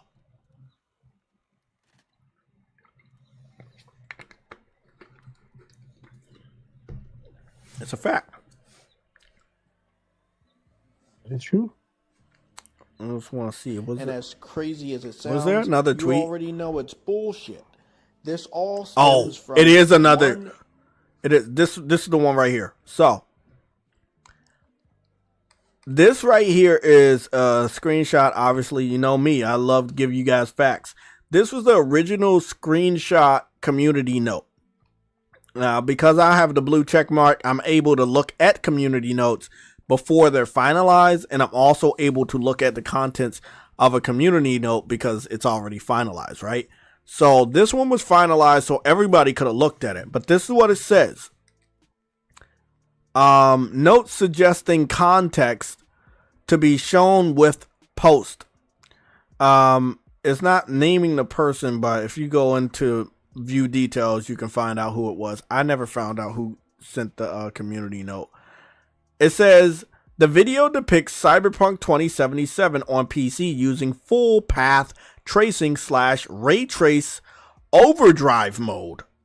Including ray trace water reflections, PS5's Pro Ray Trace Pro mode adds ray trace reflections to vehicles, windows, and select objects on screen space water reflections at 30 frames per second to 40 frames per second. So the person that did the community note was obviously a PC fan. He believed that we can't do ray tracing at 60. He believes that it wasn't full ray tracing. And he believed that we couldn't do ray tracing on water. Twitter user posting gameplay of a body of water with full ray tracing. Now this right here is where it gets really interesting. This is the heavier set bald guy. I'll point him out from Digital Foundry. His name is Oliver McKenzie. He says, I misinterpreted some information we were given at pre-launch. So this is my error. SSR and cube maps are used across the vast majority of reflective surfaces in the game. Typical building windows, wet roads, any glossy materials, etc. That also includes water. So he confirms that yes, we are getting the type of ray tracing that was shown in the original video. While again, remember, the community note painted the video as a PC video. It wasn't a PlayStation video. This is why PC fans were getting shitted on. This right here. You want to go take a look at this? You want to use this as ammo? You can. It won't be going anywhere. But yeah, it's the video titled JayTech clips right here, which would be one of my new setups when I go talk about people. Because I'm going to be using this setup again. I'm planning on doing an update to the PC port begging. It's fun. But yeah, I've been on my grind. We've been getting some stuff out the way, man. You know, we've been getting some stuff out the way. But big shout out to everybody that came out to support the Sunday show. We got one more segment to talk about. And also the people that are watching and supporting this new video, bro. Like, I'm so glad that we were able to get this information out visually and everything in between. I apologize. I didn't cut on HDR10 for this video, so I'm going to redo the video, but not talk. As I'm going to talk little and just show a little bit of the reflection with HDR10. Because somebody had reminded me in the comment section, why did you have it turned off? And it's because I was going to do a live stream this weekend on Saturday, but I just wasn't feeling up to it, and I didn't want to fall asleep again. So I said, I'm not going to do it. So then I switched my setup, but I forgot that when you switch your setup, you got to turn HDR on. For some games, it turns it off. So yeah, that was my fault. But yeah, man, PC fans are fucking easy. So if we just go to some of these individuals, I don't think that most of them are even going to talk about it. We already know Fratinga's constantly attacking fucking Nintendo, like a lot. Okay, let's see. Yep, another video about Nintendo.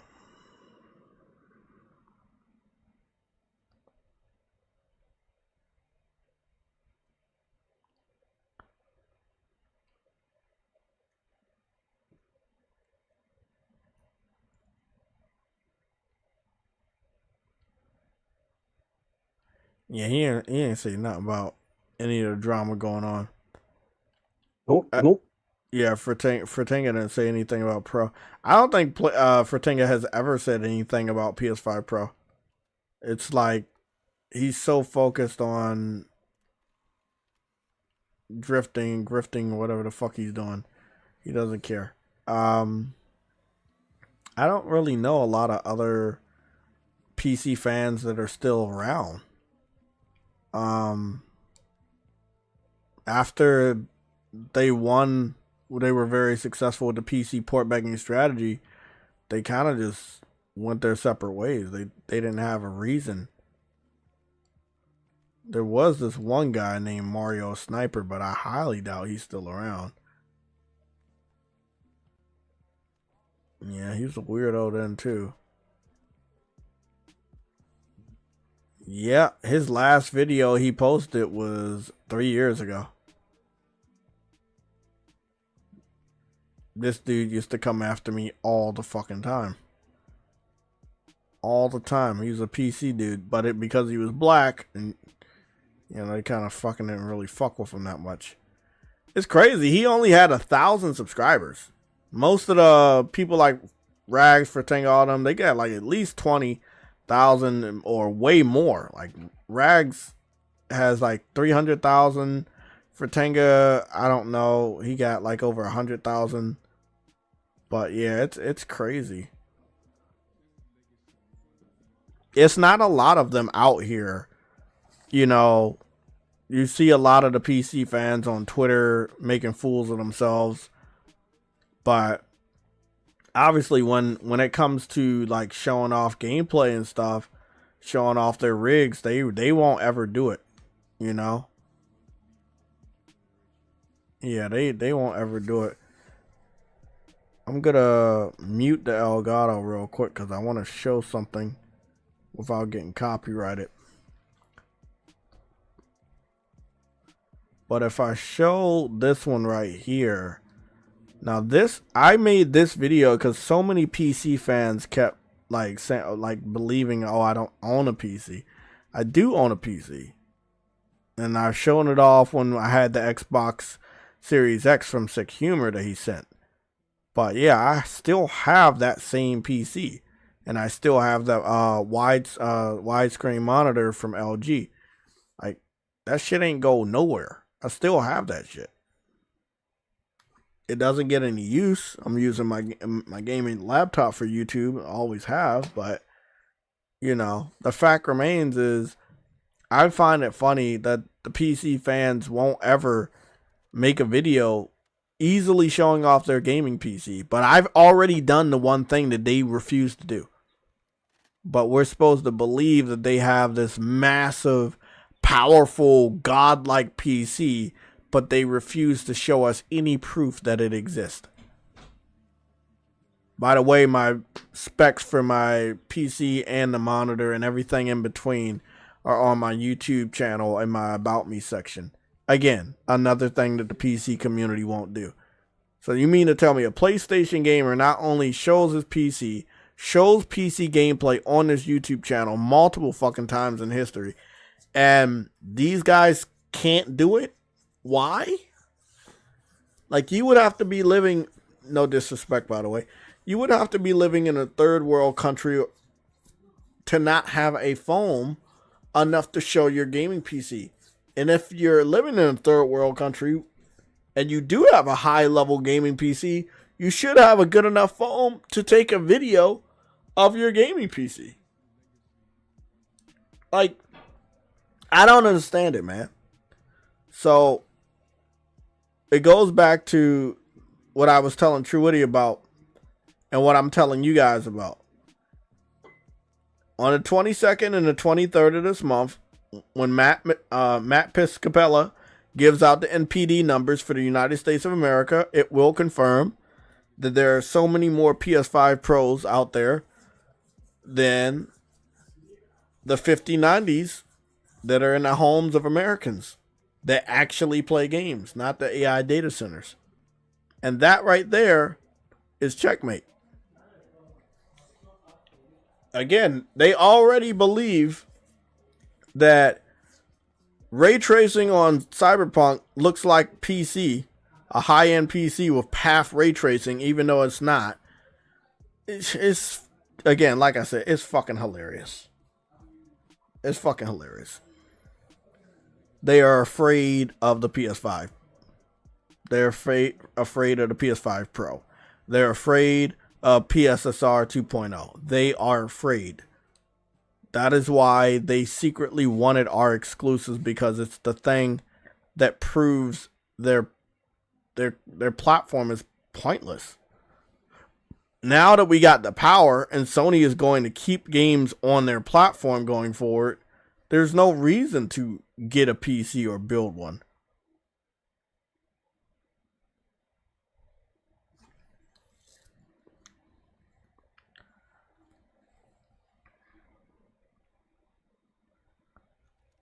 Yeah, man. I don't know if I'm gonna see the PC community anymore. I don't know if we're gonna like see these guys say anything stupid going forward. But I'll bet that they feel like they're cocky. The only thing you guys need to know is if you own a PS5 Pro, even if you own a base level PS5, you know, most gaming PCs in the United States are not on your level. You know, and they are very slow and lazy when it comes to upgrading. Obviously, if we was to go... They had their opportunity when my GPU was $350, but they didn't take it. Exactly. There was time periods before this RAM stuff going on and the AI stuff, where they could have went out there and shout out to my boy GPU Dream is Zone. basically right there, right above a PS5 Pro, but barely. But they could have bought mine, but they didn't. We're gonna do Amazon bestsellers real quick. Check out, because there's something that I had saw of a day ago, and I just want to see if it's real. I had saw a PS5 was still $500 on Amazon, but I don't know if it's real. Oh, it is. It is real. The PS5 console with a disc drive is $549. It's number 17 on Amazon bestsellers for all the video game section. So yes, you can still get a PS5 with the disc drive, 1 terabyte, for $549 United States dollars. There you go. They're keep it. Taking it when they can. They better take it. it. Yeah, they better take it right now. Now, I don't know Yeah, what's before it going goes on up. with the Pro, but I can't find the Pro for the life of me. I tried for 20 straight minutes finding the Pro, asking AI for multiple links for the Pro. They kept sending me to that error page that has the dogs on it. So maybe, Oh, I love that page. It's Yeah. so funny. So I think that maybe Sony disabled the Pro sale. I don't know what the fuck happened, but you can't buy. It's like it's impossible to find the Pro page. You can get it from third-party sellers, but not directly from PlayStation or Amazon.com warehouses. So I don't know what that's all about. But again, I'll be taking a screenshot after the stream. But as you can clearly see, the PlayStation 5 console 1 terabyte is $549 United States dollars.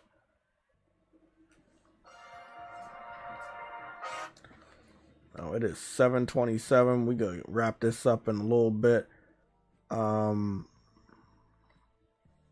Let's see. Hold on. Let's go scroll down. I see that Poca P. Oh, fucking know what this shit is. The game you keep talking about is sitting at number 20 on Amazon in the United States. Mario Galaxy 1 and 2 sitting at number 27. Mario Kart Yep. sitting at number need to make a new 33. one. Like, you made the movie called Galaxy, so now the game can sell.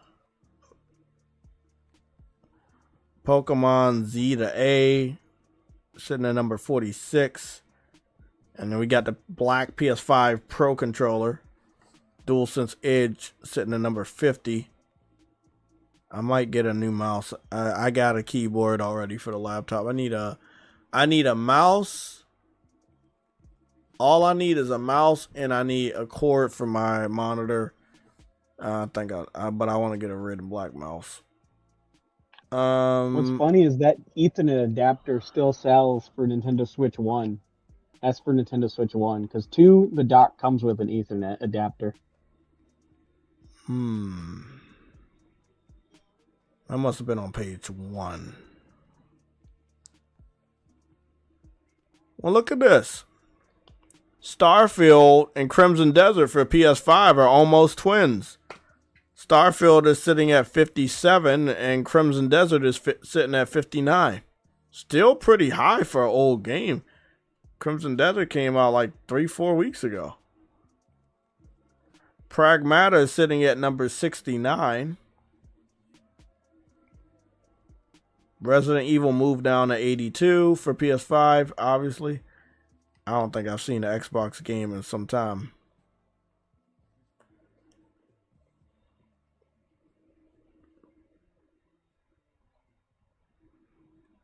Okay, so if we put a RTX, it's not a 50. We looking for the 5090, right? We want to go so far above PS5 Pro. There's no question, right? That's what you want to do. You want to go so far. So just the 5090 right here is $4,000. That's not including everything that you have to build around it. Welcome to the PC Master Baits. And what's crazy is these motherfuckers are selling fast. Not to gamers. No. To all these AI data centers that are buying this shit up. There's 2 left in stock. Of a $4,000 fucking purchase. There's 2 left in stock. When do you see shit like that?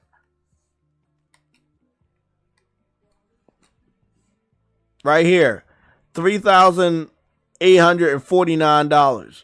There's 1 left in stock. Let me zoom in for y'all.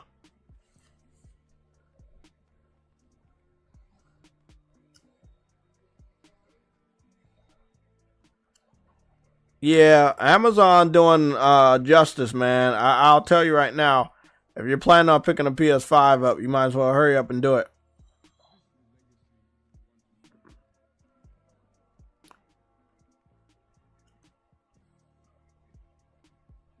All these graphics cards. Look at that, $4,200, $3,990. 9 left in stock, $3,990, $99.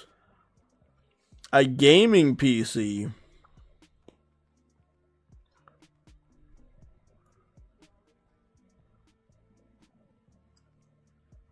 Wait up. Hey, Truetti. Wake up. For once in your life, stop being a fucking vampire. Does anybody know if he's still woke? I don't know, but I see the Starfield ad. Yeah, I'm going to take a screenshot because Truetti, he be so late sometimes. They call him late man. So I'm just going to take the screenshot with my cell phone, with the PS5. That shit crazy, bro. Hey, I was telling them, I was like, bro, they got to make their money back, and we're their safest bet to make their money back. They have not really made money off of this game specifically from the Xbox community because they're not buying it.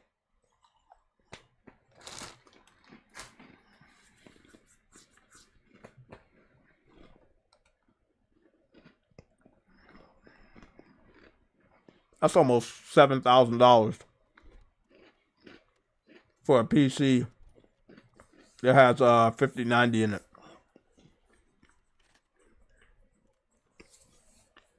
That's crazy. It's a monster.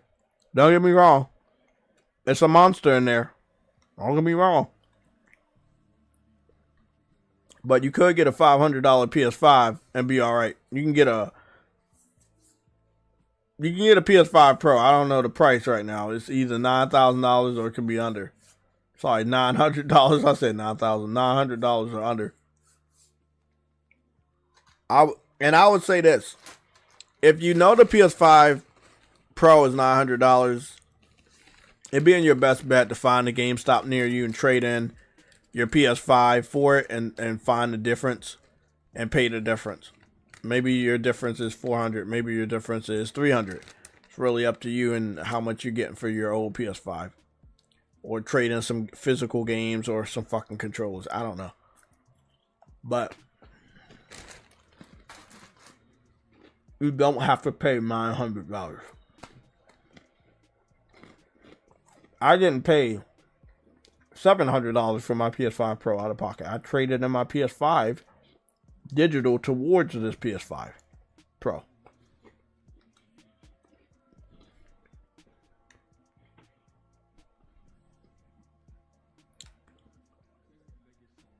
This is crazy, bro. One thing I'm noticing, all these damn graphics cards are basically all sold out. This is why PC fans can't buy this shit, because the value went up so fucking high. Bro, this is more expensive than fucking a car, bro. That shit more than rent. Yeah, that's not fucking worth it, dude. That's why I got my $350 one and called it a day. $4,900 fucking dollars. And the MSRP was somewhere in the 2000s for those, so it's still not worth it. That's crazy. They took that 2000. It has a lot of 2000 RAM on it. Huh? It has a lot of RAM on it, and the price of RAM has gone bazongers. Mm. And I ain't touching that crap. I'm good. So many of them are like basically out of stock. So many of them like have 1 and 2 in stock. They're going quick.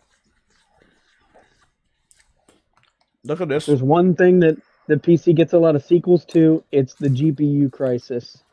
Because every few years there's a stupid GPU crisis. It's why it took me forever to upgrade one GPU. Because I was waiting for that shit to not be in a fucking crisis for no fucking reason. The last 3 times were because of crypto. How long? And now it's because of AI. How long you think AI could last? Oh, that's why I bought my $350 one when I could at the time. And I was like, nah, man, I don't trust these guys to not have some sort of bullshit happen again. And then it happened again 6 months later. And I'm like, yep. It's like I got my thing and that was it. Got my 9060 XT, called it a day. I'm good to go for another 10 years, hopefully.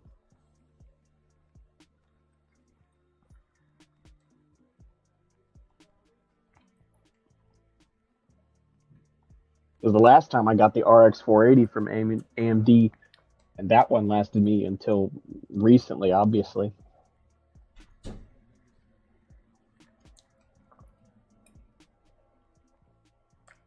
Problem is, these guys are all going with the expensive NVIDIA cards.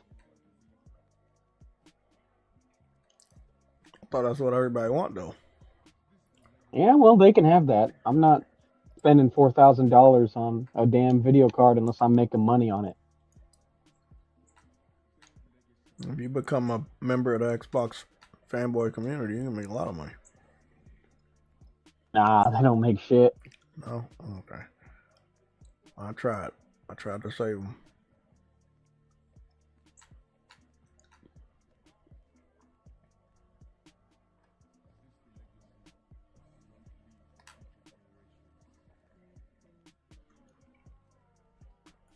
I'm trying to angle this picture perfectly to send to Truity. He probably fell asleep or became a woke zombie, or I don't know.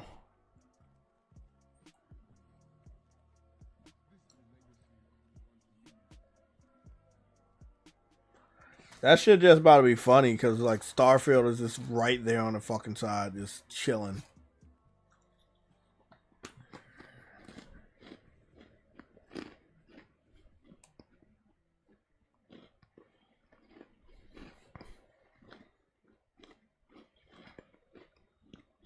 I'm telling y'all, man. When I be seeing shit, I do not be playing, man. Microsoft is going overtime to make sure you buy Starfield on PlayStation. And True Woody already got that shit on PlayStation. He triple dipped. Call him Triple Dipper. That's his nickname. Triple Dipper.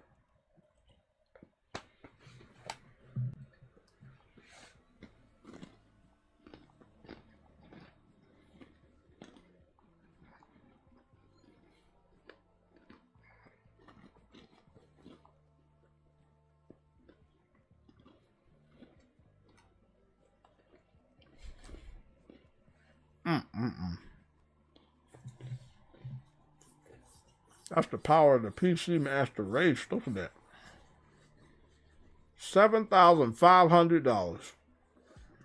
Yep, if you want to get a pre-built in this day and age, which is messed up.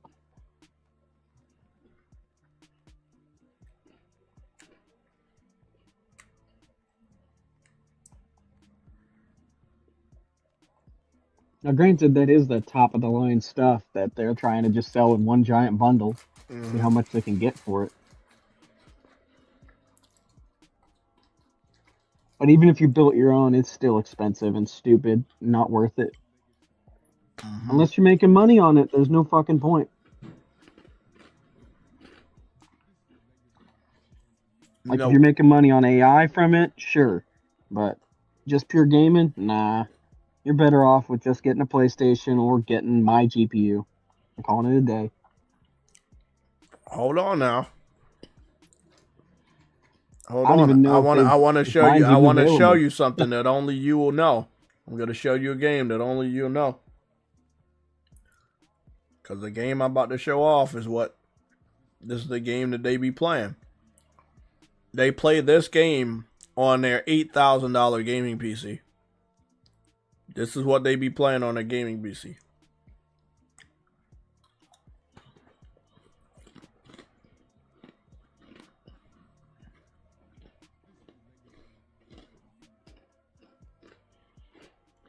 When you see it, let me know.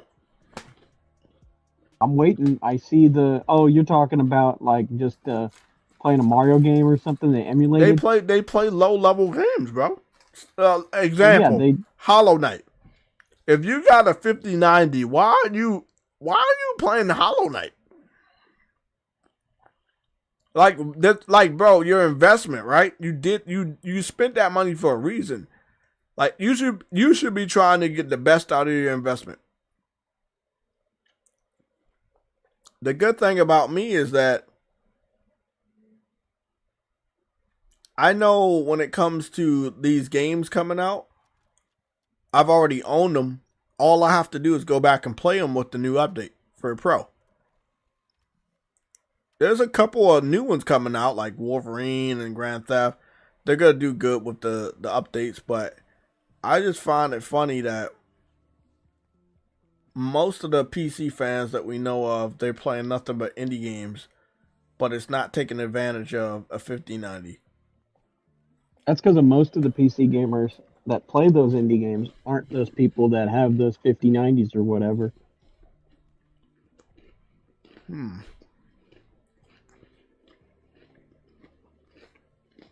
I know it because I know plenty of those people, and they just have basic ass laptops for the most part.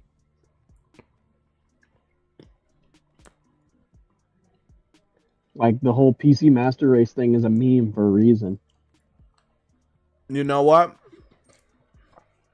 After the bullshit they started on Twitter, I truly believe it's a meme. This is another Dreams level. Somebody recreated the Green Hill Zones with Sonic, but it was in 3D. But they made it on Dreams.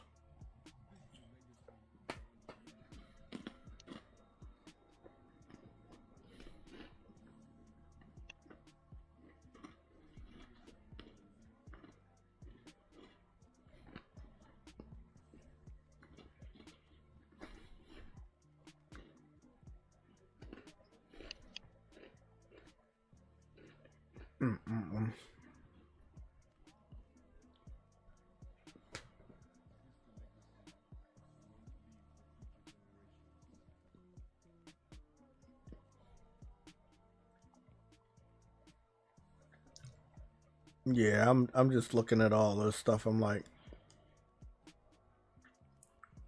whether people like it or not, these are the type of things that PC fans will play on their 5090s.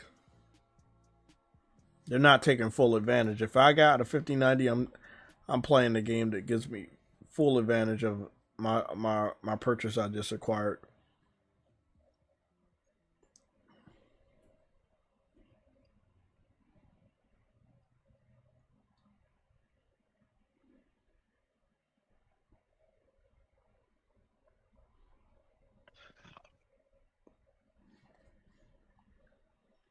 Yeah. I don't know. I don't think a lot of PC fans are ever going to level up to elite level. But that is saying something when the majority are low-end PC fans. That's because the majority is laptop stuff. Yeah. And that's just because of in the third world, for example, the only thing you can get at a reasonable price is a laptop. Like that Steam hardware survey or whatever accounts for the third world countries, and I know a few people in Discord who are in those, and they're like, "Yeah, I'm playing this on my laptop." It's like, "Oh, that's cool," and that's what they have. That's all they got. Some of them are in countries that you can't even buy PlayStation or Nintendo. Yeah, I know that all too well. Like you can't even buy it, so then what? It's like the only thing you can get is a laptop, and that's it. That's what my statistics told me. It told me that the laptops in the United States are the hottest thing when it comes to playing games.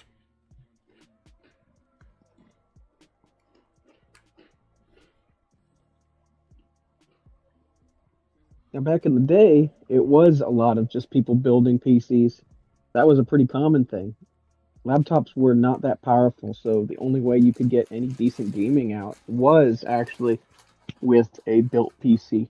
But when laptops finally got integrated graphics and became good enough, stuff like Team Fortress 2 and such could run on laptops at a certain point, and they kept downgrading the game to run on those laptops better and better. So if you played the 1.0 version of Team Fortress 2, it does not look the same as the modern Team Fortress 2 because they downgraded the game like 16 times for laptops.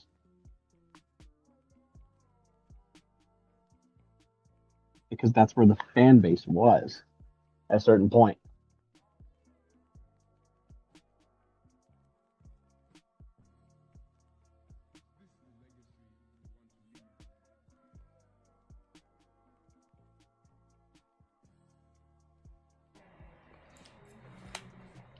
Well, this is a notice to all PC fans. TOURYST's gone. Do your research. Do your research. Is he gone, like sleep? Or is I don't know. He's disappeared. He's still in the chat, but he's still in the chat? like that. Yeah, that makes sense. He's still in the voice, but it's He like probably fell asleep 8 years ago.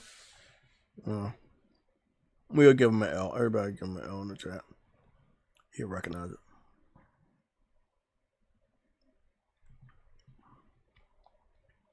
Yeah. The PC community, you guys will be all right. It's just I've looked around, like all your leaders from 5, 6, 7 years ago that did all the PC porting and all that stuff. They're all gone.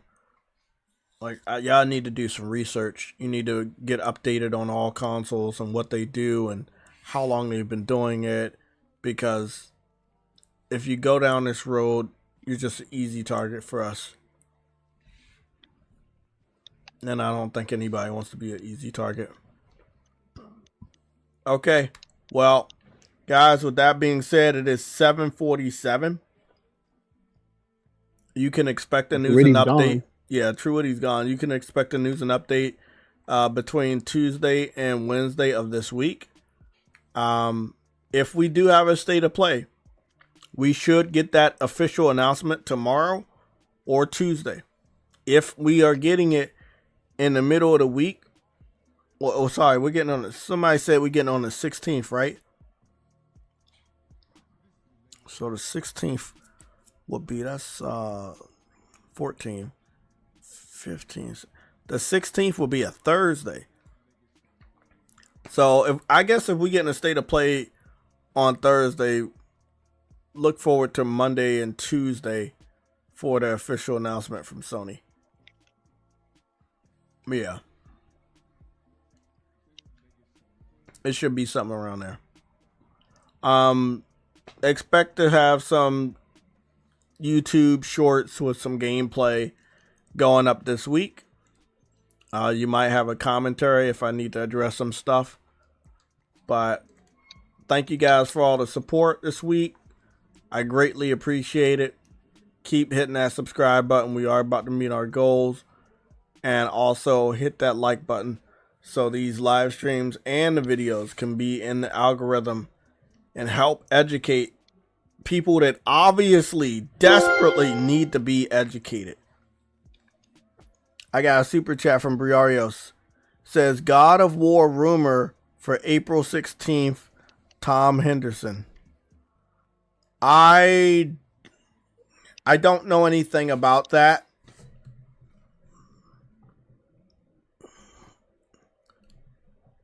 I have no idea of anything about that, but I'll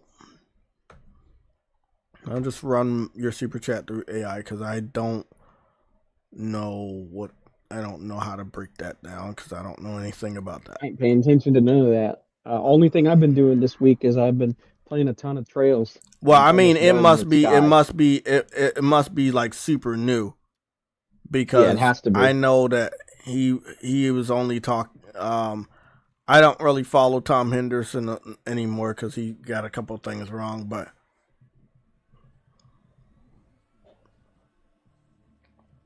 Let me just go check real quick. At least you're not over there on the other side. I just took a peek at Thrashes and it's like uncompetitive and sick. And it's like, oh God. Oh.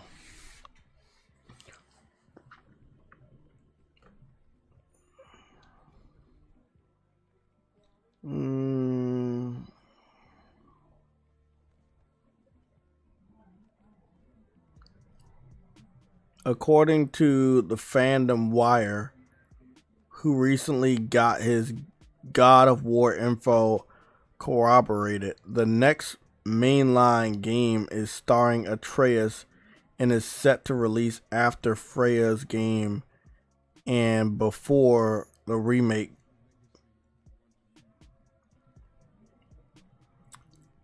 I'm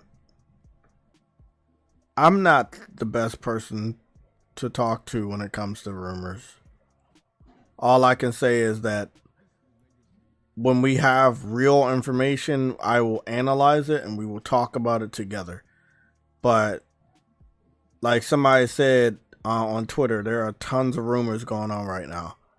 And I can't fathom how you guys get excited about things that have not been confirmed. So we will talk about them once they're confirmed, because if you don't want a confirmation, there's no point in even paying attention to the rumors. The rumors give us indication on a confirmation. When we get the confirmation, you're supposed to be this excited. You're not supposed to be this excited for rumors. So I don't ever get excited for rumors on this level. We're going to keep an eye on the 16th.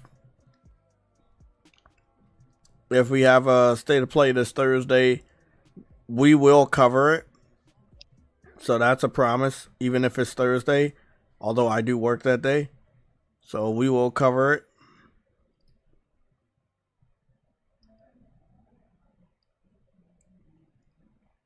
But yeah, that seems to be something that people are talking about right now. But I don't really know how to make heads or tails, because I don't know what's true and what's not true. It's all rumors. And I haven't had the time to do any proper research. So, but I am pretty sure it's just a wild rumor right now. We don't know if it's true or not, but it's no way to fucking find out. I wish it was.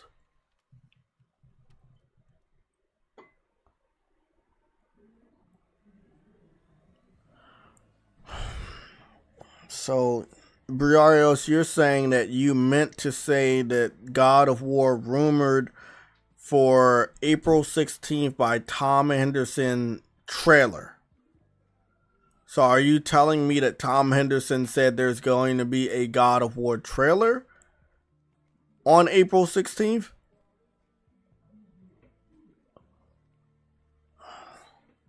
Every time I be trying to leave, you come with a rumor like this, and I don't know how to decipher the language barrier. I'm trying very, very hard, by the way.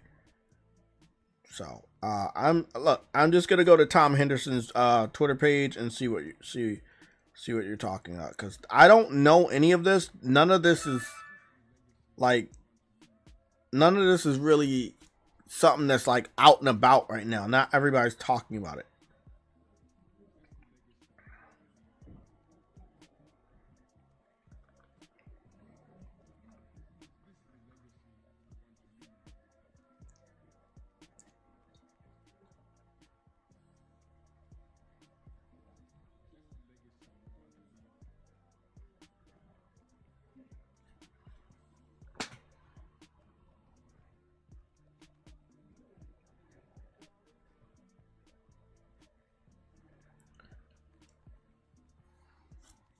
we're probably gonna be live on Tuesday because I got some gaming I gotta do. So as much as I don't want to hinder my own experience, I'm thinking about just doing a JayTech plays so that we can branch out and cover news that day, or we may start from news and update and just do some gaming. But I'll have to look into this because it's not a new rumor. I'm on his page right now, and he has not recently said anything that even looks like this. I'll go run it through AI and then see, because I know Briarios, I know how much you love rumors, but I don't like rumors like you guys, man. I'd rather have the facts. Let me just try to do this. Do you know anything about a God of War rumor for April 16th by Tom Henderson related to a trailer? Jesus. The rumor mill is definitely churning right now, and there is some substance to what you've heard, though the April 16th date specifically seems to be a bit of a moving target across different leaks. Here is the breakdown of what Tom Henderson, via Insider Gaming, and other reliable sources are currently reporting regarding God of War. The Tom Henderson Report.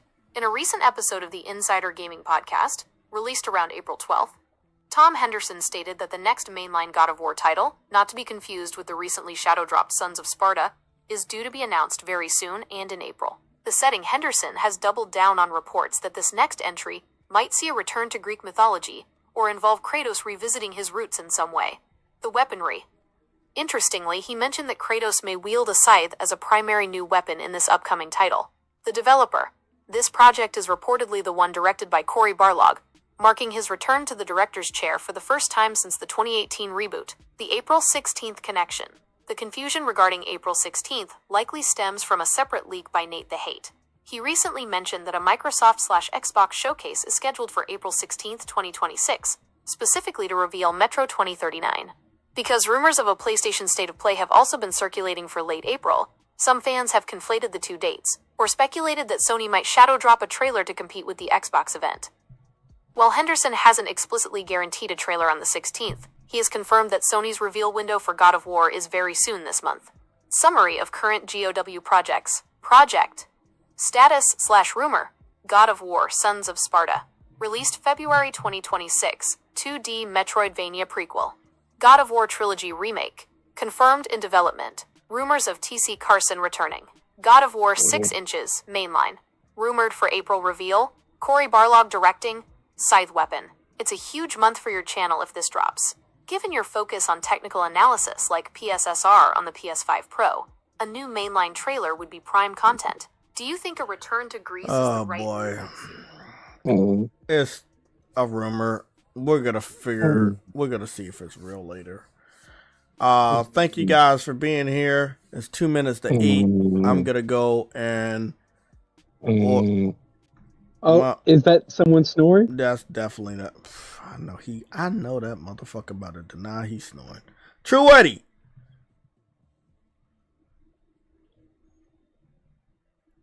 Okay, like I was saying, I'm about to head out. I'm about to order this food and relax for the rest of the day and do these timestamps. Thank you guys so much for being here.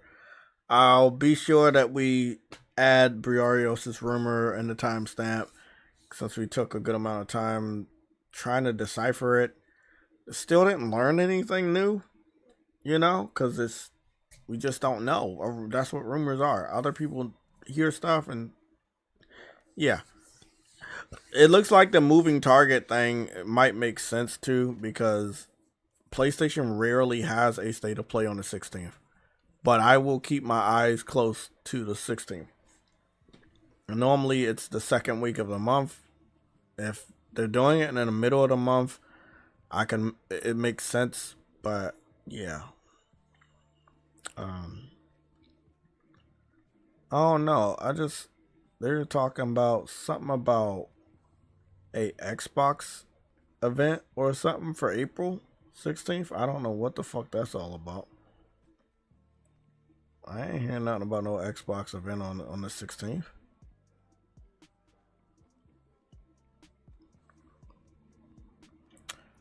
I know that Forza Horizon I know those Forza Horizon videos blowing up for them though. You mean Six? Yeah, Sick was looking at those on his channel. I'm looking at Sick. the views. Yeah, the views are high. It wasn't Sick. It was what's his name? Thrash. Yeah, these Doing are that, the and they're on the highest same viewed channel. videos I've seen over on the Xbox YouTube channel in some time, if I'm being honest. These are pretty fucking high views.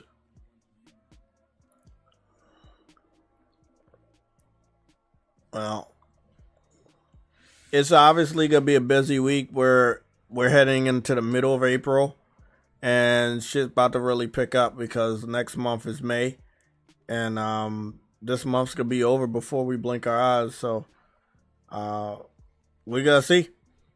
We gotta see. I'm gonna be honest though. I don't think it will be in PlayStation's best interest to show off a God of War game, right before Sorrows comes out and steal the thunder from Sorrows. That's something that I wouldn't do. So if it was me, I wouldn't do a April 16th. I would just save that shit for a for the summer showcase and have that shit towards the end of May. That's what I would do.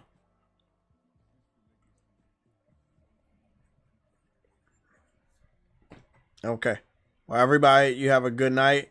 Thank you, Briarios, for this super chat. I've tried my best to decipher it. I'm trying my best to research it. There's not much to really go on, but it also doesn't make a lot of sense. Like, so God of War is going to get a trailer on the 16th because Tom Henderson, you heard it from him.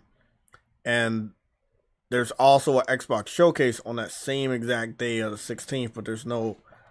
I just, man, shit about to be... If all of this happens the way y'all say it is, it's going to be a crazy week. Trust me, my eyes are going to be glued to the notifications that pop up on my phone. See y'all tomorrow. See y'all tomorrow.